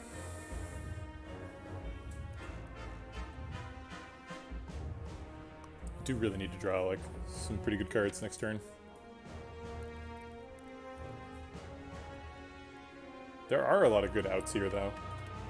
Alright, I'll pay 1 health to draw a card next turn.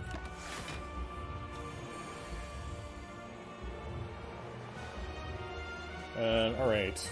He's got 2 artifacts. I can remove both of them, but I can't Shackles, because we don't have Shackles. We didn't get any Frost Orbs.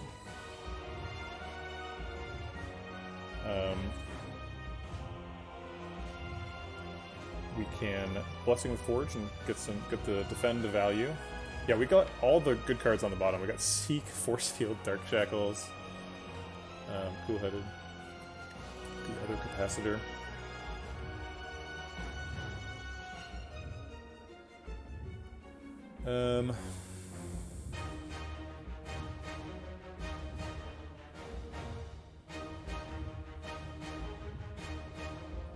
We could just evoke the Dark Orb now. It's not really getting any better. We can't do any more than 200 damage with it, so we could Electrodynamic Zap this turn, maybe. I think this is the Deep Blessing Forge.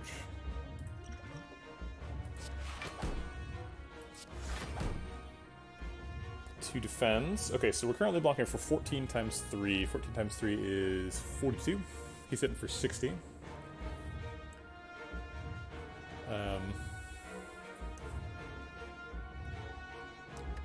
Might as well fit in this Electrodynamics while we get the energy. Oh, it was upgraded, so we did do the Dark Orb. Drat.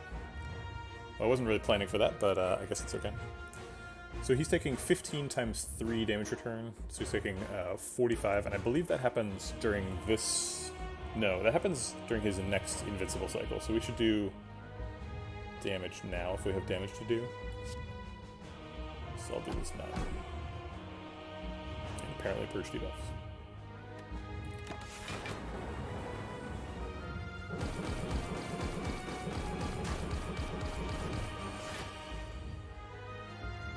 Alright, we can seek for 2 cards out of a 6-card deck to get that Dark Shackles.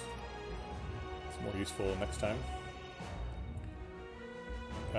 We could play Capacitor Coolheaded. Get a 3rd Frost Orb. I think I will do that. Okay, there's Ritual Dagger. At this point, we can save the Shackles for the next cycle, right? Does he get more artifact charges? During the second rest phase.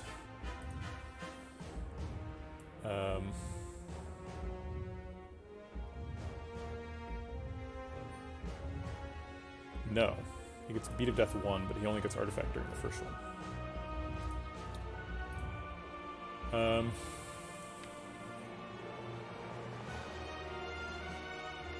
I mean, I'd rather wait to shuffle before we seek, right?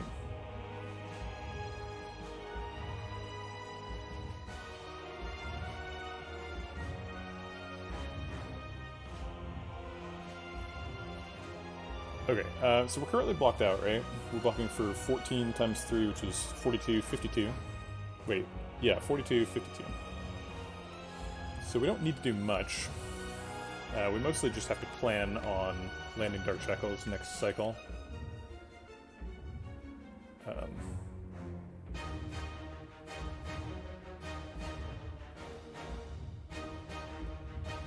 So let's get those artifact charges out of the way. And I guess play Ritual Dagger because we're procced now.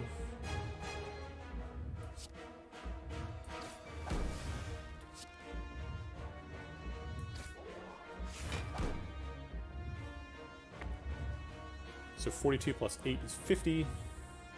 So we're still safe. We can develop Zap, do a little bit of extra damage. That does 60 damage, which is nice because he can only take 63. Seems like it lines up pretty well. And now we're choked.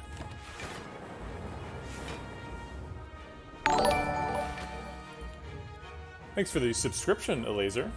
Very nice. Appreciate your Bezos Bucks contribution. It's very nice of you. I said previously on the stream that I would try to remember to upload the emotes at the end of the stream, and I have yet to follow through on that because I'm still streaming. But hopefully those should be up by next stream. I thought that I was going to shuffle and that I would have a whole new set of cards to seek from, but I do not. Thanks for the follow, Fat Tulip. Maybe we can set him up to die soon? That would be nice. Maybe we just don't want to do anything at all. Thanks for the follow, Chilluminati. Wait. Oh, you're the Chilluminati, I get it. The other Illuminati, way too hardcore. So this is awkward. I've got a card in my hand that wants me to not shuffle, because it blocks for a ton, and I've got a card in my hand that wants me to shuffle, so that it can do stuff. I guess what do I want to get with Seek?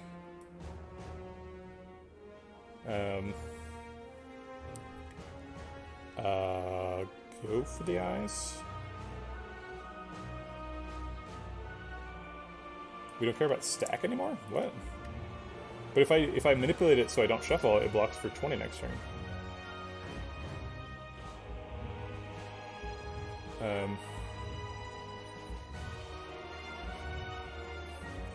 I mean, we are going to Shackles the multi-attack, that's true.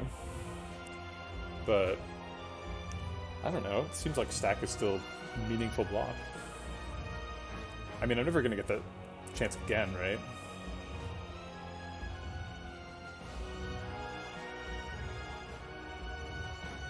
So if we just do 60 damage a turn, how long does that take to kill him? Because we have no damage in hand, right? If we do 60 damage a turn, he takes a long time. Takes 5 turns to kill him. That's 2 more cycles. I don't think we're surviving 2 more cycles, so that plan is too ambitious. So we're not doing that. I don't know if we do win already. So I think we can't save this shuffle for stack. So we're just gonna play Capacitor. And play a bunch of other cards too. So we want to draw, so ideally we should play 6 cards this turn, the whole Velvet Choker set.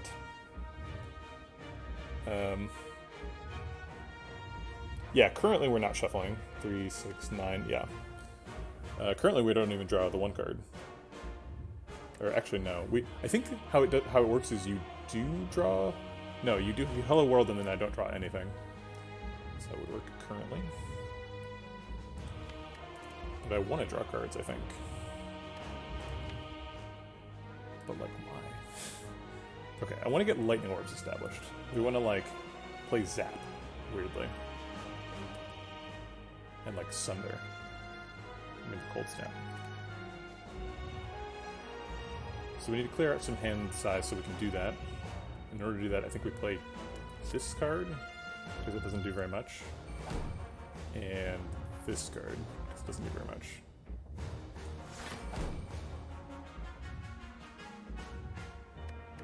Okay.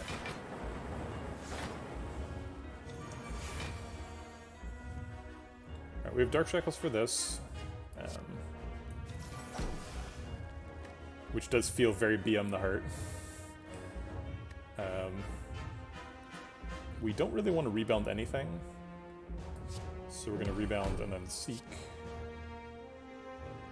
To get it out of hand. Oh, did we draw the Zap? Wait, where's the Zap? Oh, there it is. It's in front of my face. And a Cold Snap.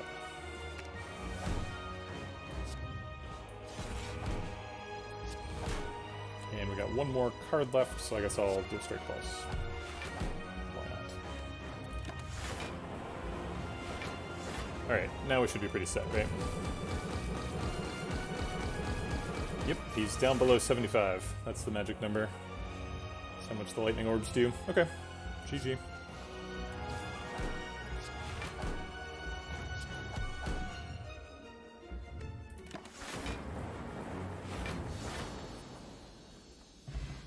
Great. Well, that only took 3 hours and 17 minutes. Thanks for the follow, Flintlock. Appreciated all the chatting. Getting in there, giving some recommendations. And I saw that you liked the explaining everything. Well, if you like everything to be explained, then this is a good stream for you. And I should be back tomorrow about the same time. Normally stream from 8 to 11 Pacific. A little bit longer today. If you want to see the archives, there's a YouTube channel with all the old stuff. There's also a Discord community you can join if you feel so inclined. And currently what we're going to do is going to go raid another Slay the Spire streamer. It looks like Bailey Lord has stopped hanging out in my chat and started doing his own stream. So we're going to go see what he's up to.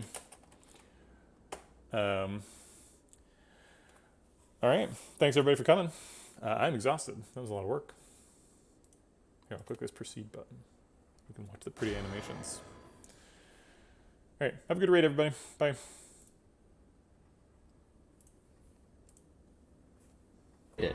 And that includes anything generated by the Dead Branch. Dead Branch Corruption Master Reality. It's the ultimate ridiculousness nonsense. Let's get in there. It looks like we've got our work cut out for us. Master Reality won't kill me, they say. Well, I don't know how true that is. Vegetable Bread, welcome on in. Folks, thanks so much for that generous raid.